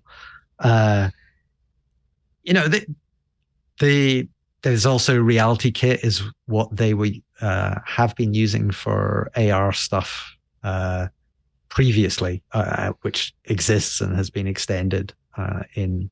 So none of that breaks. All of that stuff is continuing with additions. Yeah, I mean, I think there's going to be things that I need to do. Like with Dice, I'll need to enhance things because, like, as I said before, the scene kit, which is the main thing Dice uses, isn't a thing that you can really use for 3D. But I have this Reality Kit test mode, which I use for doing the AR stuff. And, I know that I can build that out fairly easily and have something that will work in 3D. I mean, I haven't dug deep into things like the hand gesture stuff and how, will I be able to pick up a dice with my hand? That would be cool. Roll it. And I think that might be possible. You have to look at the die and then go with your fingers. Can you create new gestures, or do you have to use their existing? I think gestures? You can. I think you can use stuff, and you can use direct interaction with objects. Interesting. So, I mean, I don't think it's going to be a case that you have to do it like the sort of the pinching your fingers together and looking at stuff. I think there could be some hands-on stuff. That's an those are the questions I'm going to find really, really interesting, where I think that sometimes you get sort of like you get into a problem where it's like interface skeuomorphism, where, hey, if I want to roll the dice on this actual real world table in front of me, the obvious way to do it is that I'm going to let the user reach out with their hand and pick up the dice and roll them, when that could be cool and fun. But when you get to the part where people like this app and they actually want to use it, maybe they would just rather have a hovering widget that they can just tap on, and then a dice cup simply raises up on its own as if magically shakes it and then dumps itself out. I mean, I think that is the case. And I think if you were actually with your Vision Pro on playing Dungeons and Dragons over FaceTime, let us say, you might just want to have a little window off at the side with, your Dice by Pcalc in it, and you tap a button or gesture at it and roll the dice. You probably don't want to be sitting in a cave surrounded by dragons. While that would be cool, I don't know that is I don't think people specifically roll dice or do maths as a singular task. It doesn't need to be immersive. I don't need to believe that the dice are there. But on the other hand, wouldn't it be cool as a mode that you could do? Yeah, I do. Like a demon just simply spawns from like a fiery pit on the middle of the table, crushes orcs into the shapes of cubes, throws them away as they scream, and then look, 8. Roll for initiative. I mean, it's like what I like is taking like the most sophisticated, as I say, consumer product ever with all these super high-end processors and all this stuff, and basically generating a number between 1 and 20. Who's going to set your sights even lower? Who's going to have the first flashlight app for Vision? What happens when the die rolls off the table? Well, I've got that currently. Yeah. In the current version, you can roll dice on your table and they will fall off onto the floor. And do they keep rolling when they hit the floor? They do, because when you're even on the iPhone, when it's got the what do you call it? The depth indicator stuff, LiDAR. Yes, with the LiDAR, it's scanning the room and it's building a 3D model of the surfaces that it sees. So long as it's seen it, if you roll the dice, it will fall off your table naturally and will roll under a chair. And there is, like, even just doing that through a phone or iPad screen, which is not the way to do AR, there is something magical about having a dice roll under a table, because it should. That's what dice does. Yeah. And then just like every other like family board game or family game system, like after you've had this app for like 6 months, like nominally, like one of the dice is rolling like under the sofa, but no one saw it, so they have to get like another die from another game that doesn't quite match the other set. Maybe I sell them another dice for like 99 cents to replace the one that they lost under the sofa. I mean, so many opportunities. You got to pay for that. You got to pay for that vision somehow. Yeah. Oh gosh! I need to sell 3,500 dice immediately. I do think tabletop games might end up being a big category for the Vision Pro. I mean, I can see the stuff with, like the virtual tabletop in front of you, where you've got your little figures or whatever. It makes sense, and if you can do it, but the thought of like trying to get together, half a dozen people, all who have £3,500 headsets to play D&D in the same room as you, or whatever. I think there's a lot of people that will buy the headset that might have played D&D in the past. I think there might be it's a Venn diagram with a very large wedge in the middle. I think of Steve Wozniak, who had a league of Segway polo players. And the Segway was twice as much at the time. So I think it'll be a thin layer of people, but there will be some who would like to play tabletop games. It probably isn't a moneymaker. I mean, if you can find a way to sell people like unpainted minifigs and then sell them the virtual paint for that, I know a lot of people that could have a second house right now, if not for all the lead they've got in closets. There is genuinely, I have seen a game which does exactly that you are buying like figures and painting them and playing the game virtually. In the long run, that's going to be the bane of 3D environments, just as it was the bane of Second Life, which is when it suddenly becomes an economy and you've got bucks and you're spending Zuck bucks for designs. I mean, I trust Apple. Well, I trust Apple to more extent than I trust like Meta or somebody else to do this sort of stuff. Yeah. I mean, it is going to be. You are going to get the equivalent of the, free in quotes games that you download that you have to buy your gems or your diamonds or your whatever. And that's, because that's where the money is. Well, it's also the whole App Store economy is just a weird thing, and like actually making money is difficult. It's, I wouldn't say it's easy, but it's easier if you've been around for 30 years and people know your name and your products. But coming to stuff if you've got an app that you're launching and you're trying to get it in front of people, that's a really hard thing to do, and then make money out of it. I do have my miniature Leo Laporte for Hero Forge all ready for our game. So when and this comes pre-painted, I got to tell you, but if you wanted to change the colors, you could do that. I don't know. I like the fact that it comes with an iPhone, a microphone, and an older iPhone, because I think this is an old. Did you do this, Patrick? Who did this? This is very nice. Got the fez. I'm sitting on an exercise ball. Patrick did it. Very nice. Let's see. How about Sonoma? Anything? I wasn't completely clear. Are the widgets on Sonoma the same as the widgets on iPad as an iOS? Yeah. Those are all the same. Yeah, and like even today with Dice's widgets, because it's a Catalyst app, but it's the same code running. So yeah, it's SwiftUI everywhere. It's all very similar. Good. And Good. Yeah, you can put the widgets on the desktop. And I know. I really like move that. Around the icons. Yeah, I really like that. That's something other operating systems have had for some time. I've used Conky on Linux. Windows flirted with it and then decided this is too much of a hazard. I could see them bringing it back now that Apple's doing it. So I look forward to that. I think it's going to be a nice feature. Yeah.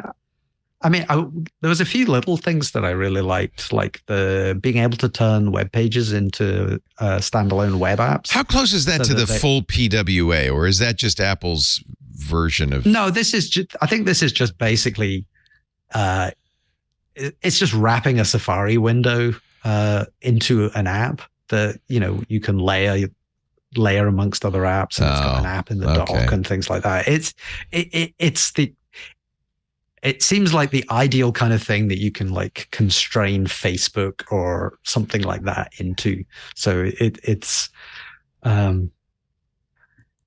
kept securely away from everything else. And I think that, like, I was looking at the list of things. There's nothing that's like amazing. I mean, like the game mode stuff and the more interesting commitment to doing game stuff. I find that interesting. I think we've been talking about it. We're very pleased to see Apple wrote a fairly long 20,000, according to Christina Warren, who wrote an article about it, 20,000 line addition to the crossover Wine library for Mac that allows you to run DirectX 12 games at a fairly good pace on the new Apple Silicon laptops. Yeah, I would say the caveat with that is I don't think Apple intends anyone to ship games like this. No, they say it's to test your game to see if you could port it to Metal. But you got to think there are going to be people who are going to say, "Fine, I'll just take it the way it is. Thank you very much."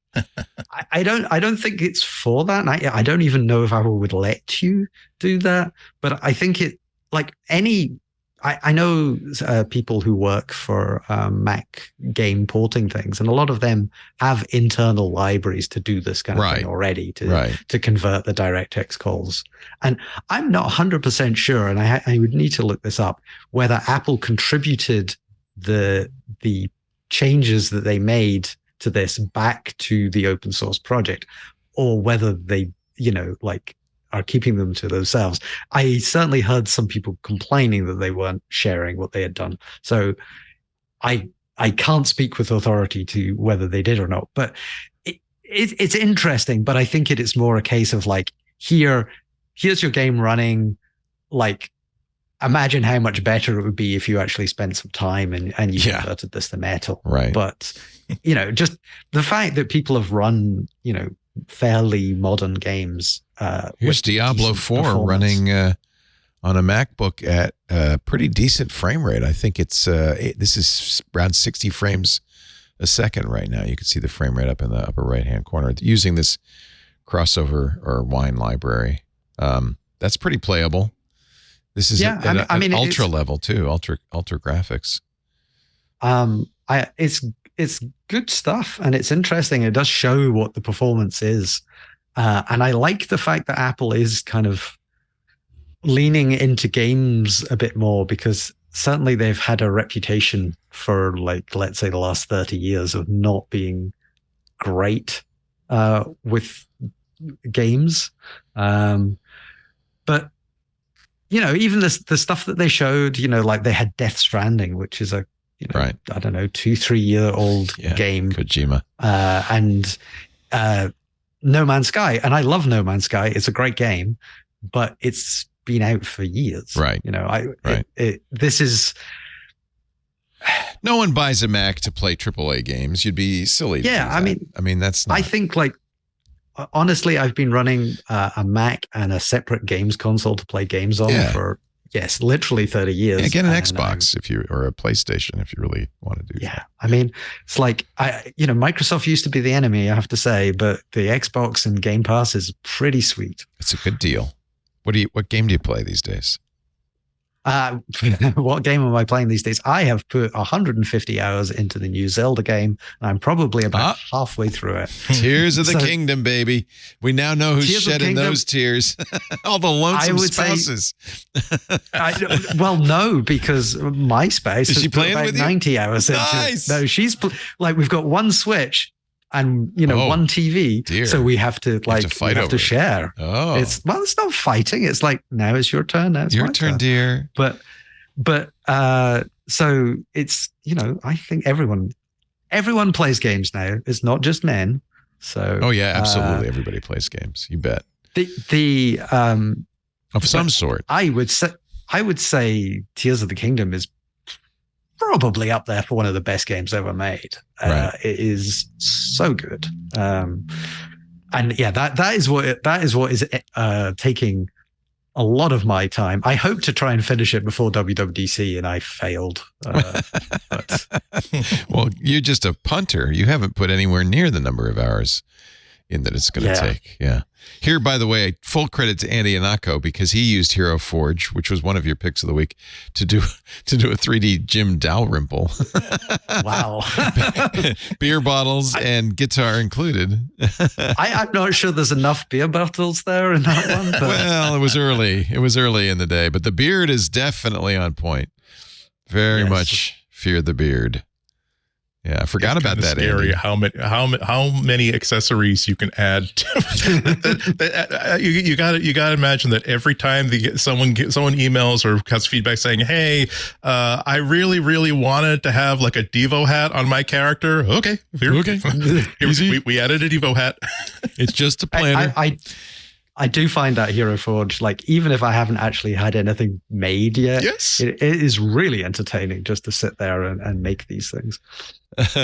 We have a fellow Hero Forger. Wouldn't it be great if that would be a wonderful VR app? Like, if just the idea of, I just want to create figures and I don't want to know how to sculpt. I don't necessarily want to know how to paint. Just show me like sample poses that I can start with, accessories and paints, that colors I can add to it, and just have this object on a shelf in VR that I can just admire and just keep adding like a collection of thimbles or spoons. That would be super fun.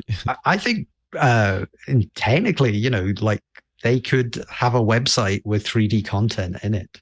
And, you could just go to their website and click. Microsoft did that briefly Microsoft got into this. Yeah. I wonder if you can export these Hero Forges as USDZ in USDZ format, or no, probably not. Huh? They probably don't want to give you that because they don't want you just taking them away and printing them yourself. Right.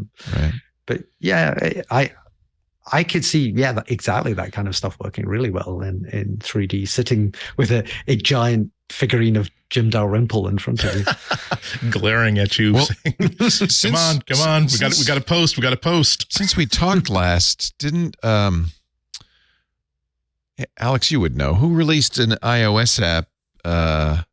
Was it that lets you do? Because Anthony came in and scanned me for game characters, or for iOS. Well, there's Polycam. No, there's a new one that just came out, like Human Cam or Humanity.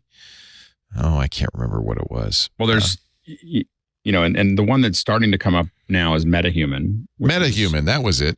Yeah. Who's that from? That's from Epic. So that's in the Unreal Engine, which means it's not going to be helpful.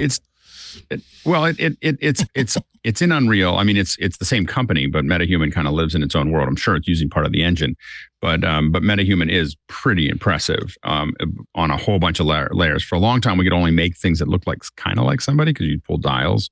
Now we can do photogrammetry and actually get ahead and replace the head in MetaHuman and have it all map. And the big thing there is that you can animate it with your phone and stuff like that. So it's slick. I mean, Epic's doing a lot of great stuff. They are going to be most likely on the outside looking in. I don't think that Apple and Epic are talking. I mean, are talking terms, and so that puts them at a huge disadvantage to Unity because Unity, I think, is. I mean, obviously they were in WWDC, so there's a lot of Apple's embracing a lot of what Unity's doing, and I don't think that Epic and Apple are on speaking terms. So. But you can still build the latest, Unreal 5 point whatever on the Mac. It works. You can, but if you don't have access, if you don't have Unity's access, it's like it seems like that is just going to be a political thing. But I think the people doing the technology, as we say, like this thing for MetaHuman for doing the facial animation and stuff running on an iPhone. So it's not like Epic is saying we shall never touch another. No. I don't think Epic wants to do that. And I definitely don't think the Unreal folks want to do it. I think that they're just not going to get a lot of Apple's attention. It's not that Apple's doing anything to them. I just think that Apple's probably not going to step out of its way to help Epic at this point until they drop their lawsuits. So I think that's going to probably be how that's going to work. So it'll be interesting to see. I mean, Unity fills a big gap, and it's what Epic was filling until Epic did the lawsuit. Unity is filling a big gap for Apple because they can't build all those tools immediately. So to fill in the gaps here, apparently you can export into STL for $5 from Hero Forge, and you can download it into Unity 3D format. So that's interesting. So Hero Forge could be used to design. So what I'm hearing is we're going to make a game with Jim Dalrymple. I think we are going to have a Jim Dalrymple tabletop game. I'd like him in a chess set, actually. That'd be a lot of fun. Is it beards and bottles or something? Yeah, the pawns are beer bottles. And Jim's the king, obviously. Maybe we'll make, I don't know, who should be the queen. But that would be kind of fun. And Anthony tells me he was using Reality Scan to capture me. And then he's going to rebuild it within MetaHuman to create a MetaHuman Leo. So you can now, I guess, do photogrammetry with real people. And Reality Scan is also owned by Epic. Epic, okay, yeah. Alex, what do you think of the idea of Apple buying Unreal? It's too expensive. It's just it's because it's not buying Unreal, it's buying Epic. Oh, and Epic, Epic's worth a lot of money right now. This thing called Fortnite, you ever hear of it? I mean, the problem with both Unity and Epic, they weren't worth a lot, 5 or 8 years ago, but now they're both in the plus $15 billion valuation range. It's not that Apple can't afford it. It would just be a huge, I think that, and I think that, so and it would be hard for them to, I think, incorporate those two things together. But Tim Sweeney made in the first year of Fortnite himself earned $7 billion. So it's going to be costly, I think. Yeah, and the thing is that the Unreal Engine is obviously very connected to what Epic wants to do, which is the whole lawsuit is over. They want to build marketplaces. They want people to do exactly what we were talking about earlier, which is sell items to each other in a metaverse and sell houses and cars and all kinds of other things, but they don't want to give Apple 30% of every sale. So that's so that their entire business model is wrapped up. Apple could afford it. They've got the cash, in the lying around. Oh no, they could. It's just, Is it for sale, right? Tim Sweeney probably would not sell on point of principle. Well, exactly. This is the company that fought each other viciously in court. It still is, as far as I know. The battle continues. Epic Games net worth $32 billion, according to the last valuation in April of last year. Apple could afford $32 billion. Come on, Apple. But yeah, you'd have to do a hostile takeover, right? Are they? I don't even know if they're public, to be honest. Anyway, that's a silly, wasteful time. We've got Paul McCartney here. Let's ask some important questions. You guys, anything? Alex, are you actively looking at developing for the Vision Pro? Oh yeah. Yeah. Okay. I'm already Enough said. already in pre-production. Yeah. So mostly we're looking at I'm mostly looking at the video end of things. So, how to deliver. Right now, it looks like we're still going to be kind of clamped. When we say that Apple didn't cut any corner, wasn't constrained by price. I think they were constrained by either weight or heat or something, because most of us think that the naturally eventually want to get to 120 frames per second, 6 or 8K per eye. And they're at 90 now. This first headset. And 90 is kind of a weird, from a video perspective, it's a weird frame rate, because now it does 96 for 24 frames. So if you're playing a movie, it'll do 96 so that it can give you whole frames. Right. It doesn't cut those frames off. So it's 4x the 24. So that's there. But otherwise, everything's 90 frame. 90 frame makes a big difference for 3D when it's animating in front of you, but we can't produce video at 90 frames a second. So we could produce it at 120. What's and we the screen? Is it 4K screen? They've been a little squirrely about the exact resolution, but it does appear to be some version of 4K or close to it. So yeah, so it's going. And you can watch movies in it, so it has to be some reasonable way to convert. Not only can you watch movies, you can watch them in 3D, and it's going to be a great platform for 3D. That's and right. Because they demoed Avatar the way of. Well, the Wawa. And Avatar is a good example. Avatar is a 48 frame per second film.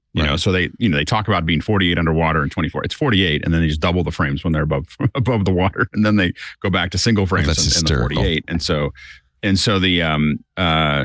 But it's a 48 frame, which is, you can't play that back in a lot of places.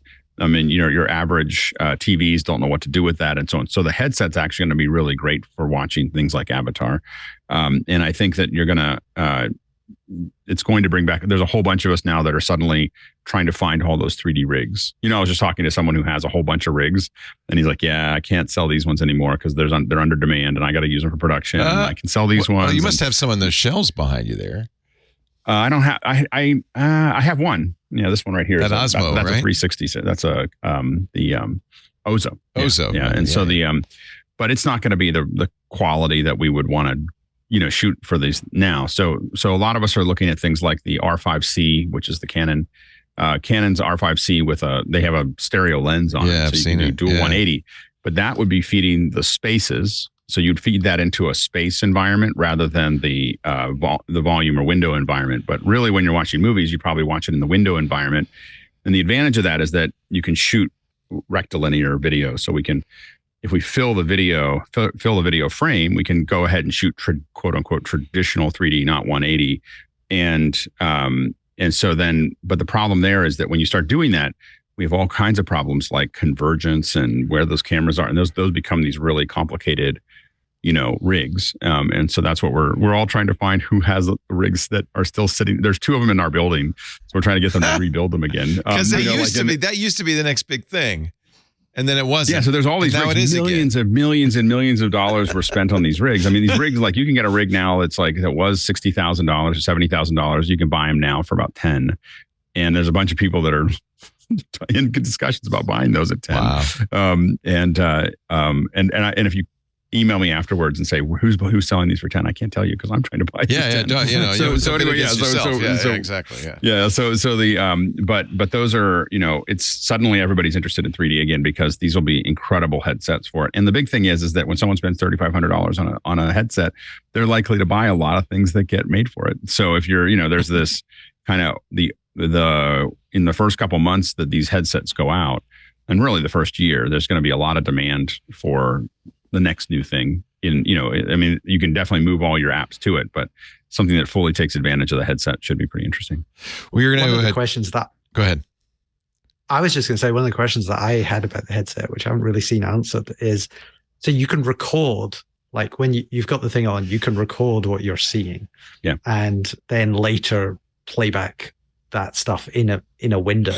It seems. Or send it to somebody else to watch it as well. But they have to have a Vision Pro to get the full stereoscopic version. Yes, but it's more the kind of like they seem to be positioning it as you watch this memory back in a window, rather than experiencing it full. Oh, that's interesting.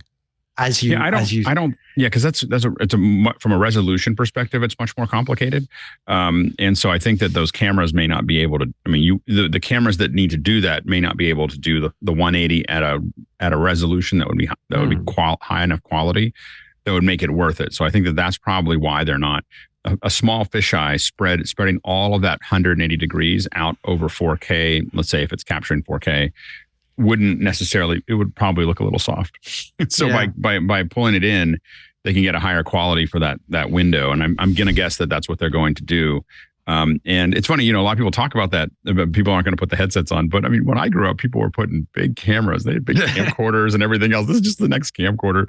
But the other thing is, I imagine version 2 will have better recording. That would really be an important feature that would sell a lot of headsets too, if you could only watch it on a headset. It was hands-on. One of my favorite features of Google Glass, just being able to just 100%. Nominally. Yeah. 100%. If something cool is happening, just tap the side of the frames, and now suddenly I'm watching it, but also recording it. Take a video. And I have shots of video of me like swinging my daughter in a circle around in a park. And when she's really small, which is much more valuable now, but it was from that point of view. Yeah. Now it was less. It would be less weird with the Google Glass of all things than it would be to do that with my goggles. Yeah. I'm just going to be blown away that by this iPhone 16 we don't have a camera set up in the iPhones that will shoot stereo for the headsets. I think there's a 50 to 60% chance we'll see it in this camera that comes into the next one, given that they knew that this headset was coming. And I think it's probably 80% by the next year that we'll see the ability to do stereo acquisition in the camera in the iPhones, because it wouldn't take very much to do it.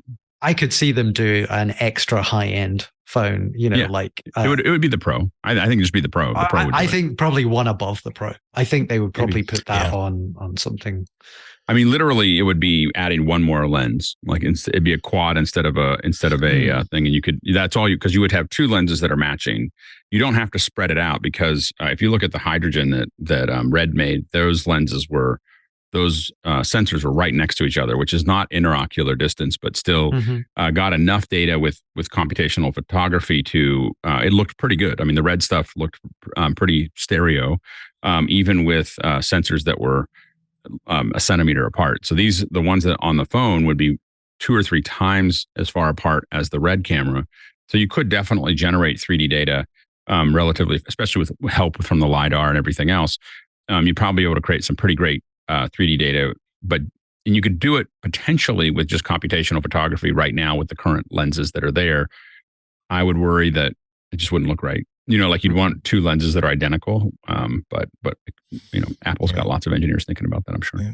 To me, it depends on how much more expensive would that second lens be, or that additional lens be, and is there enough elasticity in what people are willing to spend for the Pro model to say, hey, I don't own these goggles, I don't care about these goggles, I don't want these goggles. What I would much rather be able to do is afford another 256 gigabytes of storage, but no, I'm being forced to pay for this extra lens that I don't know if I'm going to actually use or not. So that's my sticking point. Then you can have, you've got this 3D movie of your daughter's 5th birthday party. And I don't know people that are buying the Pro version. Most people that I know that are buying the Pro version are not super connected to the price. And I don't think that's why you buy the Pro version. And so I think that they'd probably sell just as. I don't think they'd sell any less, even if it was $200 more. I don't think it would matter. Okay. As someone who buys the Pro version, if it was $200 more, I'd be like, oh, there'd be something else I can't buy. It wouldn't be less memory or less of the camera. It'd be something else in my life that I don't buy because I want a little more camera. Your child doesn't get the birthday present, but you get the video. I'm sorry. You're not going to get a cell phone because spent all the money on this, honey. Enjoy. Oh, that is a wonderfully weird family dynamic. Say, kid, here's the deal. Here's the choice I'm offering you. I can either give you a Nintendo Switch for your new Nintendo Switch for your birthday, or I can buy a $400 better than phone, which will make me want to spend more time with you because I'll be wanting to take more video of you. That's right. My kids hated it when I took pictures and video of them. And all I have now is a bunch of pictures with their hands in front of their face like they're like paparazzi. You know, it's so funny. We hated it when my dad took it, but we prized. Oh, you're those glad to photos have so them much, now. you know. Absolutely. In fact, I just there sent are Abby so a bunch of few pictures from she said, do you have any pictures of us when we were kids? I said, Abby, I do, but your hands in front of your face for 90% of them. I mean, there's so few pictures of me as like a teenager because I was like completely averse to anything. And but now I want those pictures. Sure. So. Yeah. I was thinking about that the other day, that like when my parents died, that was the first time that all of their friends like dug up these super rare pictures. Oh, here is my mom as a teenager just hanging out. Here is my dad going skiing, which I never even he didn't have a copy of it, and I didn't ask about it. It's such an amazing thing when you see your parents in their 20s and in their teens just hanging out. It's going to be amazing, like 20 years from now, when the TikTok kids and the Instagram kids and the Visco kids, all of their children are going to be able to see to their embarrassment. Like here is my parents, like me, going out there having fun, occasionally doing things that are stupid, but hey, look, they raised 2 kids and they're happy with their lives, even though they're 30 years later. That's going to be an interesting pivot point for society, I think. A couple other stories before we get our picks of the week and wrap this thing up. Apple is facing some headwinds. Japan is now pushing for both Apple and Google to add sideloading in the Japanese versions of the app stores. This is a new Japanese law. Apple's going to have to do it this summer, probably in the EU or next summer in the EU as well. So it's going to be kind of this patchwork quilt of app stores in different countries. Probably not here, although who knows what the FTC will do. The EU says all smartphones must have user-replaceable batteries by 2027. Yeah, but they're not necessarily talking about like having the back removable in a cartridge. Oh, those were the good old days, man. I loved it when I could buy 3 batteries for my Samsung S3. And but now we have batteries that, because of greater battery management and chemistry, that they last a couple of days. So now it's not quite, you don't have to worry about getting it through a day. There's been a lot of pearl clutching about this one. The proposal again doesn't say that you can't have waterproof phones anymore. You have to have externally pop out. They're basically saying that do not be jerks and do anything to the design that would prohibit someone from opening the back and removing a battery and putting a new battery in. So it seems, and also it's notable that they're not making this happen until 2027, which is like 4 years from now, which is almost exactly the cycle of design for a brand new model of phone. It's likely that Apple will, in other words, will just make it that you can, take it to the Apple store and open it up. I mean, you could do that now, right? It's gonna be a third party. I think that the days where you're gonna have to rent a special tool from Apple to replace a battery, that's the sort of stuff that they want to get rid of. Right. Speaking of, I think an iFixit kit, I think we'll do it. Yeah, I think it's a recommendation too. I don't think it's finalized yet. Oh, okay. Probably a little bit of headwinds on exactly what year that might occur, and whether phones will even be a thing by the time. Who knows? You'll have to be able to open your Vision Pro. Oh no, there's no battery in it. There's a battery outside, so you can easily replace the Vision Pro for battery because it's not even in the thing. Yeah, we have to remember that USB-C took 12 years. Yeah. I think was that. That's the problem with it, is by the time it happens, who knows what the standards will be. I think we're still going to need batteries in the future. I guess those aren't going away. Okay. Apple has expanded its self-service repair program to include the iPhone 14 lineup and M2-based MacBooks. That'll start June 21st. And maybe even more importantly, they're changing that final system configuration validation step, which used to involve calling Apple on the phone. You'll be able to do that system configuration, that validation step, by placing your device into diagnostics mode and following on-screen prompts. Yeah. So. Isn't that good to see that this wasn't just phony baloney? We want to get around. Yeah. We want to get around complaints. It really does seem like they're committed to this. And now I am willing to believe that this is part of what goes into design, that they make sure that whatever they design in the future will be able to conform to this program. You'll still have to order the a rental kit of very, very elaborate tools. I wonder if this would satisfy the EU. You can put a new battery in if you have our super duper scooper. All right. First, is your home or apartment rated for 250 volts, 40 amps? Yeah, exactly. Because exactly. Let us take a little break. I think we could do some picks of the week coming up in just a bit. James Thompson, our very special guest from Pcalc, and Ihnatko, Alex, Lindsay, and our show today brought to you by ZocDoc. See, now we don't have the National Health Service here in the United States. We actually have to find our physicians on our own. ZocDoc, though, really solves this problem. And what I love most about ZocDoc is it's a free app, iPhone, Android. You can go onto the website and get the link by going to ZocDoc.com/MacBreak. But you can actually narrow down the search by insurance, so you can make sure you're going to a doctor that takes your insurance, by whether they're available, where they have room. A lot of times these days in the U.S., you get a doctor and they say, well, I'm not taking on new patients. Well, that's no good. Well, ZocDoc will find the doctor that is. And it's not just doctors, it's physicians, dentists, chiropractors, and every specialty. I mentioned this before. I was looking for a gerontologist for my older parent, and I was able to narrow one down in the area who takes her insurance, who's available. This is fantastic. Oh, I left out the most important part. User reviews, verified reviews of the doctor. So you're going to find a doctor that fits your needs. This is important. Everybody has kind of different requirements for a doctor. Some people want a doctor to explain it all in great detail. Some people want a doctor just to say, just tell me, doc, what should I do? Give me the one answer. You get to get the doctor that fits your style because you can read these reviews. ZocDoc is the only free app that lets you find and book doctors who are patient-reviewed, take your insurance, and are available when you need them, and treat almost every condition under the sun. Book an appointment with a few taps in ZocDoc's app. You'll feel better faster with ZocDoc. Some of these docs available within 24 hours. Forget Dr. Roulette or looking around on the internet. You don't want choose a doctor based on Yelp reviews. Please, trust me. ZocDoc's the way to go. ZocDoc.com/MacBreak. Download the ZocDoc app for free.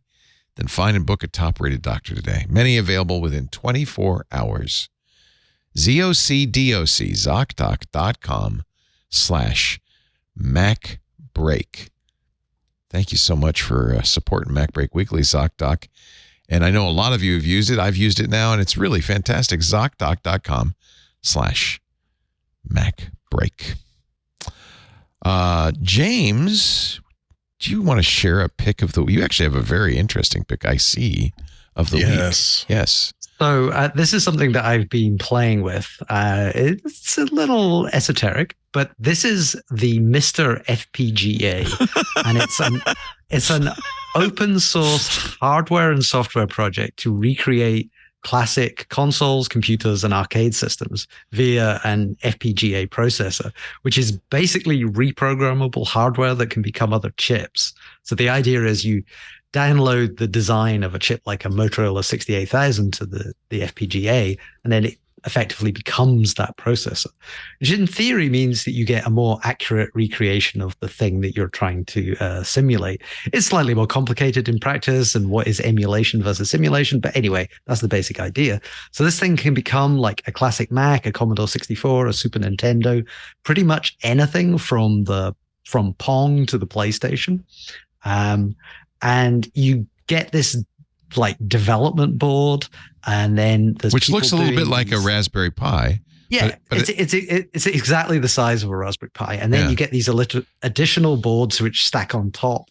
So that one in the picture there was showing it's got a VGA port on the top, and you can have inputs for putting like classic controllers and analog stuff or whatever you want, and it's really fun, and it can basically do, like, as I say, Pong to PlayStation. So you're talking at least 20 years worth of computers and things really nicely, and they're because it's an open source project, lots of people working on it, and there's new stuff coming out all the time.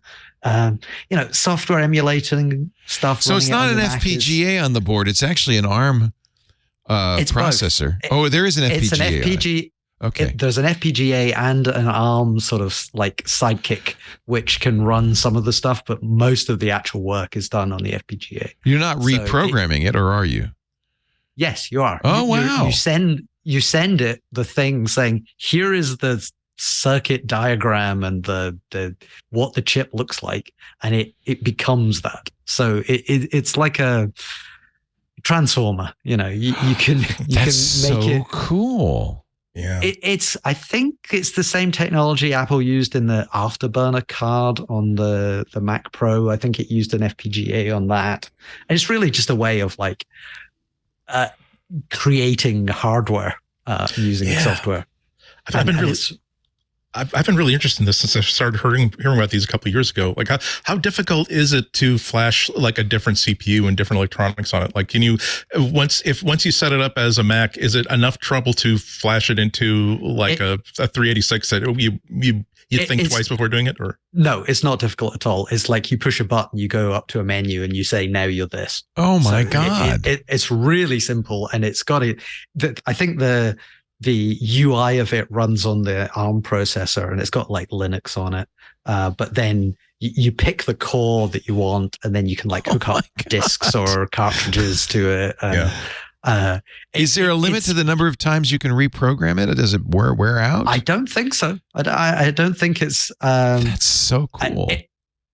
It's really a nice little project, because it's like one of the first kind of open source hardware things that I've seen, of like people just building these additional boards and then putting out the designs, and then anyone can build the boards and sell them. And I want to build a Lisp machine, a symbolic Lisp machine out of this. I wonder if I could. If anybody's got it's like ROMs, right? In effect, you're going to download the schematics and burn them onto the FPGA. It's the idea that it's not emulating anything. It is creating a version of that chip in the FPGA, and that's just so I really want. I've wanted to play with one of these for a while.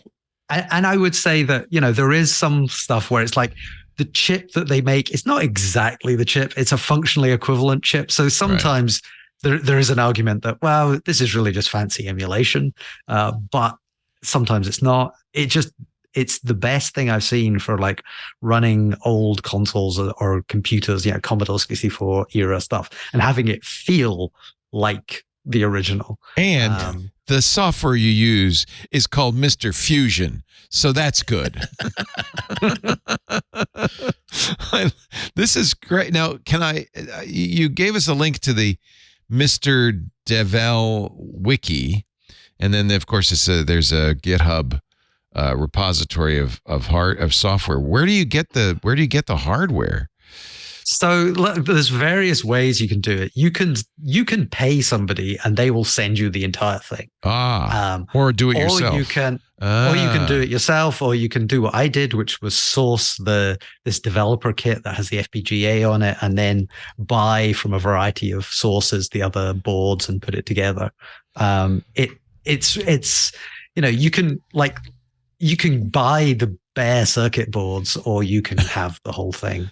and to buy like a fully spec'd one, it's about $500, and it's cheaper than that if you don't need all the pieces. This is a lot of soldering if you do it this way. I don't recommend that approach. Wow, that's very cool. So PCBWay is the PCB manufacturer, and you can get all the parts that go with it. But the thing to do is, and we'll put this link in the show notes, is to go to Devel on GitHub, github.com/mister-devel. There's a wiki, and there's a lot of information. There's a Discord. Yeah. So, if you want more details, it's all out there. Very cool. Very cool. I'm just fascinated by this. That's amazing. Yeah. This is why, like, I have a lot of old Macs, and as a display, because I enjoyed like the object as a design, but things like this are why I'm not terribly interested in like getting my SE30 or my 2 CI like actually booting up and running, because okay, so let's get the power supply recapped. Okay, let's make sure there's no corrosion on these things. How are we going to get a keyboard hooked up to it?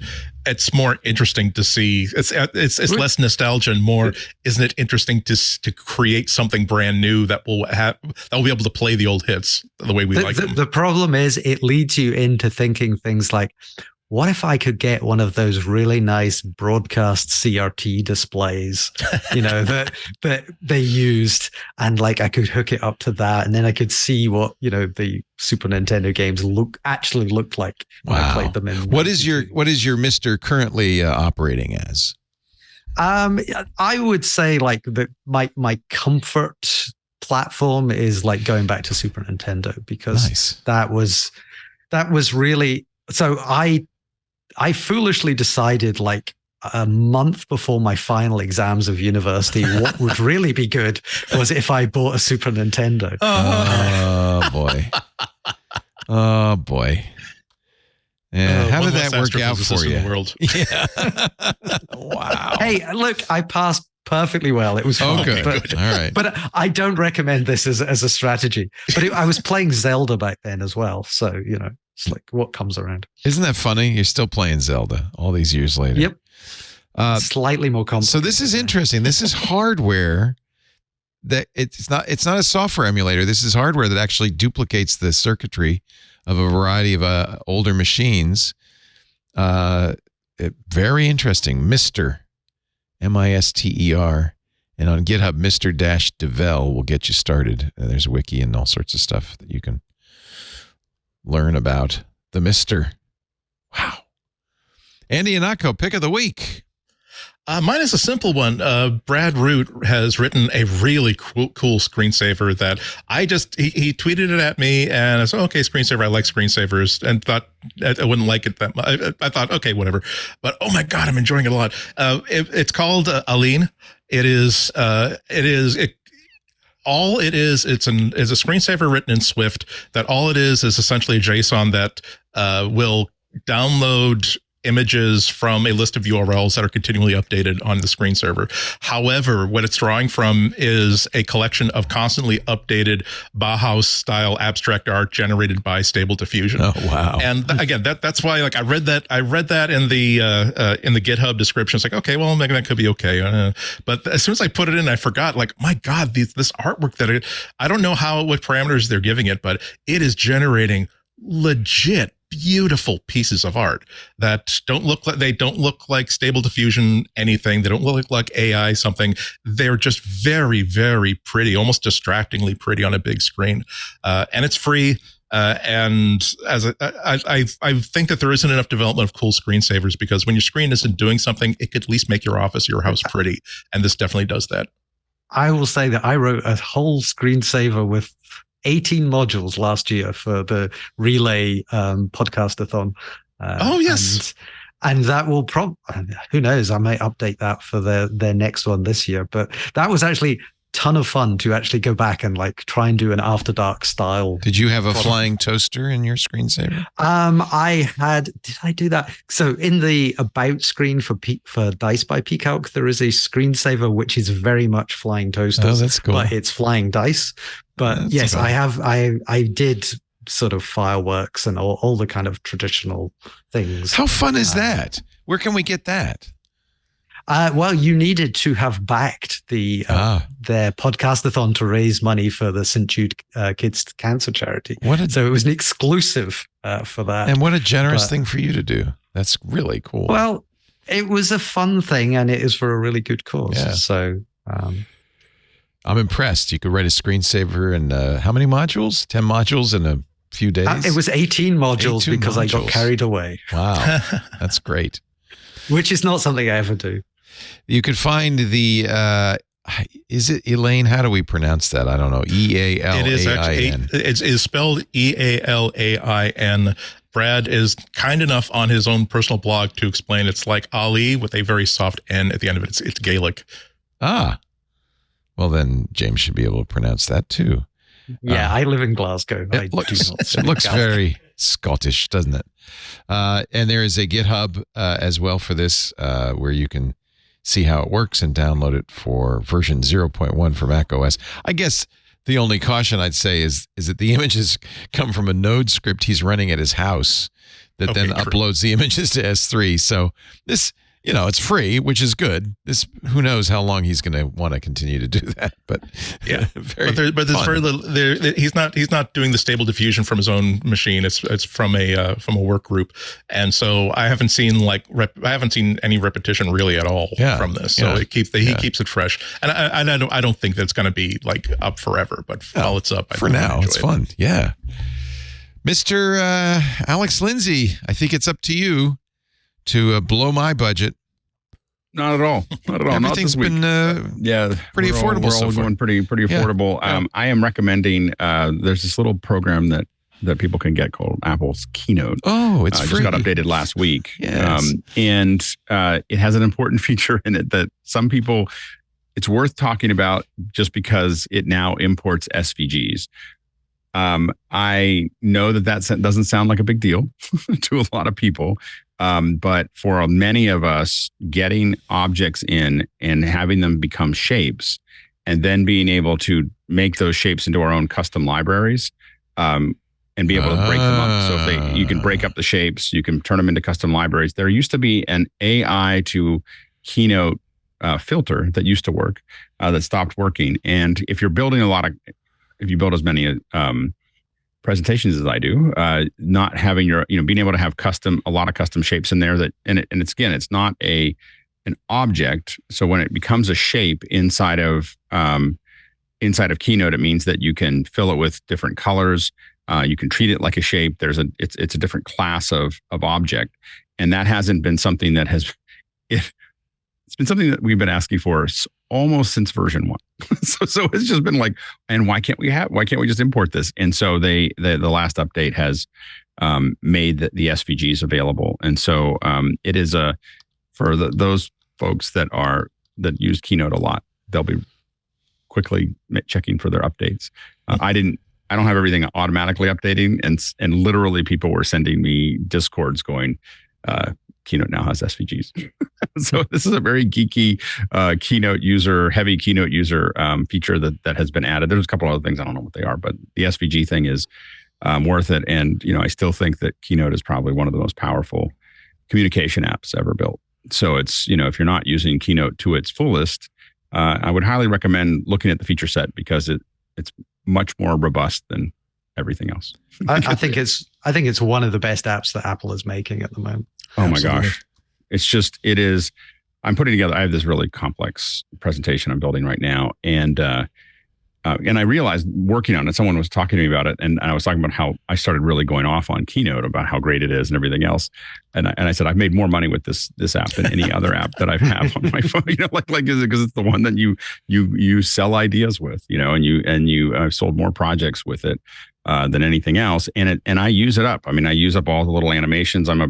I dig deep into, all of my object order and how they all come on, and I don't have anything. I never have a slide that just pops up and like, this is all the information. It's like, I'm going to bring this out, pop these out, move these in. And there's so many great little animations in there that help you tell the story. If you're an educator or someone obviously doing business, I mean, it's just, and I've built whole videos with just Keynote, just build the entire video out and send it to someone, with my voiceover, and it's just done. And those ideas, then pass around really nicely and cleanly. So I'd highly recommend, if you haven't played with it and if you haven't taken advantage of it, it's free. It comes with your Mac, you can download and your iPad. So it works on it works on the iPad version, by the way, has all these features that the desktop version doesn't have. I was sitting in, Apple has these free educator seminars, which are really great, by the way. And they were showing stuff like you can just grab with your pencil. You can just grab an object and just animate it by just moving it around with your pencil. just build a motion path like this, and then hit animate, and you just animate it out. And there's little things like that even for me were new, because I don't use the iPad to design my. I use it to flesh out or knock out my ideas, but I don't usually use it to refine them. And there's a lot of tools in there as well. So you can control it with your watch.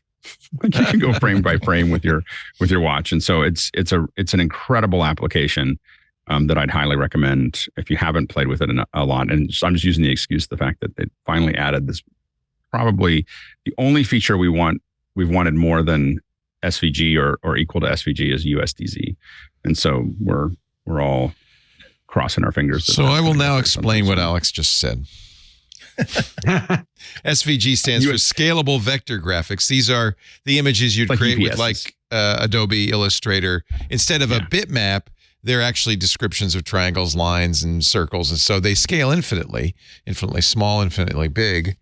And I didn't know that you couldn't import an SVG. I turn them into shapes. You can bring line art in the past, but it was treated as an image. It becomes a bitmap all of a sudden. It's still scalable, but the main thing is that you couldn't turn it into a true object inside of it. And what that means by turning it into a true shape means that because a lot of times what you're doing in Keynote, or at least what I do, is I decide this is going to be black and white presentation, or this is going to be a colored presentation. And I can very quickly change all those colors of all my shapes to match whatever the look and feel that I'm building into looks like. If you have an image, you can't do that. So you can't. Right. You can do little bits and pieces. You don't have those handles. So treating it like a shape, being able to break it up. So for instance, there's shapes. You can take a shape in Keynote and select it, and you then go in and say, I want to, and again, you can combine shapes. So you haven't lost the features of the SVG. Yeah, like for instance, got it. A good example is when you do the Earth shape. There's an unmapped Mercator projection of the Earth in. Oh, and you get all the countries. Oh, it's kind of nice, except for no one needs Antarctica. So you're always so what I have is I have a shape of no one cares about Antarctica. Well, that'll be a real relief to climate scientists everywhere. I think, but no one cares, and so what I did is I took that shape. Okay. I break it up into points, and then I delete Antarctica, and then I save it as a shape. So then when I add mine, I'm like, I don't need that. I don't need that part. And so those are the kind of things you can do with an SVG that you can't do necessarily with any of the other image files that you have there. You have to just crop them. And so it also makes if you start using a lot of logos, I like my logos to print well. And which means that I'm bringing in giant pings of all my logos, or so on and so forth. Or an SVG now, and now SVG, and it just imports as part of the the choose command under insert. You can just import it and take it in, and any image will do just fine in there. Yeah, that's nice. And so thank you, Apple. It's really useful. And USDZ, when I was talking about, is of course the 3D format that we hope. It's everywhere in the Mac, except it appears that it's everywhere in the Mac except for the Office apps. So we feel like there's a certain level of pressure there that that they're probably just trying to figure out how to integrate it. Yeah. Alex, Lindsay, thank you so much. OfficeHours.global is the place to watch Alex pretty much any time of the day or night. It's broadcasting early in the morning, and then they take the second hour, make it a YouTube video, so you can watch those later. Best thing to do, go to OfficeHours.global and check it out, and you can see all the stuff, and you can even, if you want, join the Zoom call so you could be there live as part of the we were talking about HTML graphics this morning, which was great. SPX is what we use for our show, and so how those work. Generative art yesterday, of course, we were talking about making a variety of. There's a couple of things, a couple tips there that are pretty useful, and we've embarked on doing. We've got a. We're doing accessibility on Saturdays for the whole summer. It's usually education, and we had an incredible event. We had an incredible one on Saturday where we had deaf panelists and ASL interpreters, and they were seamlessly talking back. It was us figuring out how to make that all work so that they were just part of that conversation, and it worked much better than I was a little concerned about it. But you see someone talking, but there's other places where there were actually, if you go to other, and so it was a lot of us figuring out, but if you look at like when someone's signing in the main window, you'll see someone signing there. Yeah, there you go. And that's someone talking. And now our so then the ASL interpreter has to swap, shift gears and translate to us. Oh, that's interesting. From our so the panelists. speaker is speaking in ASL, and then you have an interpreter speaking it on his headset. Wow, that's really cool. I'm really glad you're doing this on Saturday. That's very, very exciting. But all of this information is at officehours.global, and it's really a great gift to the internet that you're doing. It's a lot of fun. If you want to hire Alex for your next event, 090.media. Thank you, Alex. Andy Ihnatko, when are you going to be on GBH in Boston next? I'm going to be on the Boston Public Library at 12:45 Eastern Time on Friday. So show up, buy yourself a coffee, enjoy the entire show. Usually they have musical guests on Friday too, so it's a pretty good time. And if you can't be at the Boston Public Library at Friday, listen at WGBHnews.org live or later. It's probably also going to be on the YouTube channel for WGBH News, which is also, oddly enough, WGBH News. Anything else you're doing? Any other appearances you want to share? Might have something to talk about in 3.5 weeks. Excellent. I will set my timer. If this were Reddit, I would have a bot remind me. Set your timer, but as usual with me, don't hold your breath. That's kind of the story of my life. Set your timer, but don't hold your breath. I like it.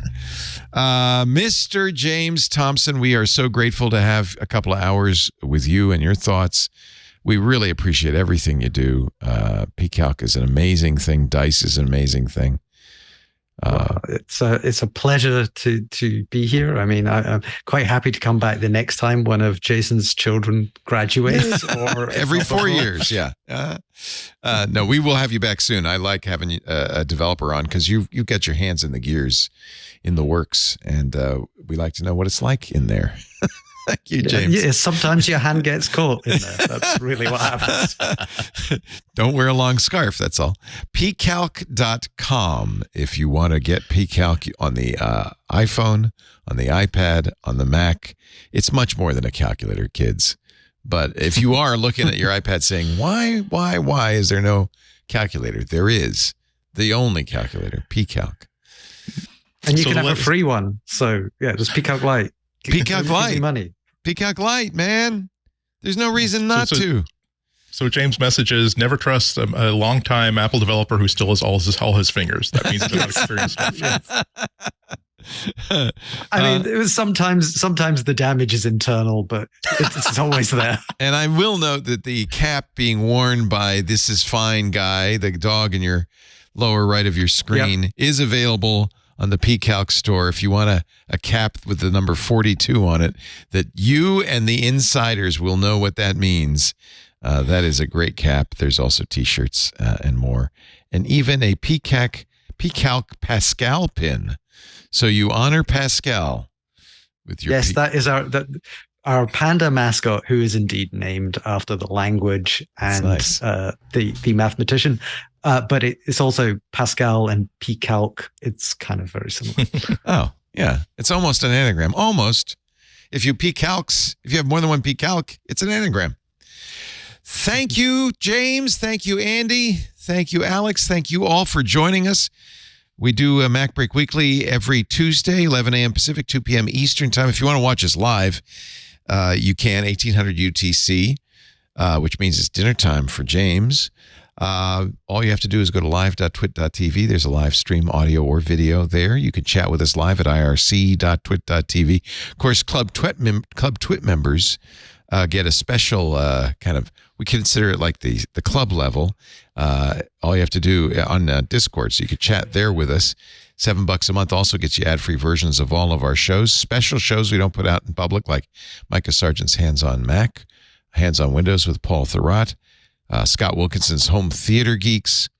It really is a very important part of our monetization these days as advertising for podcasts starts to dwindle. You pick up the slack, and we thank you for doing that. Twit.tv/clubtwit. Thank you, club members, for making this possible. After the fact, Club member or not, ad-free versions of the show for the club, ad-supported versions available on our website at twit.tv/MBW. There's also a dedicated YouTube channel to MacBreak Weekly that has even more ads, and some of which we didn't put in there.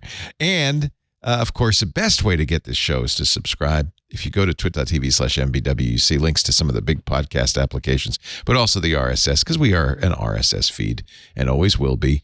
And you can subscribe right there and get the show the minute it's available of a Tuesday evening. Thanks for everybody for joining us. Now I got to say, sorry to say it, time to get back to work because break time is over and I'm going to Disneyland. Oh, hey, that's a really nice iPhone you have there. You totally picked the right color. Hey, since you do use an iPhone and maybe use an iPad or an Apple Watch or an Apple TV, well, you should check out iOS Today. It's a show that I, Micah Sargent, and my co-host Rosemary Orchard host every Tuesday right here on the TWiT network. It covers all things iOS, tvOS, HomePodOS, watchOS, iPadOS. It's all the OSs that Apple has on offer, and we love to give you tips and tricks about making the most of those devices, checking out great apps and services, and answering your tech questions. I hope you check it out.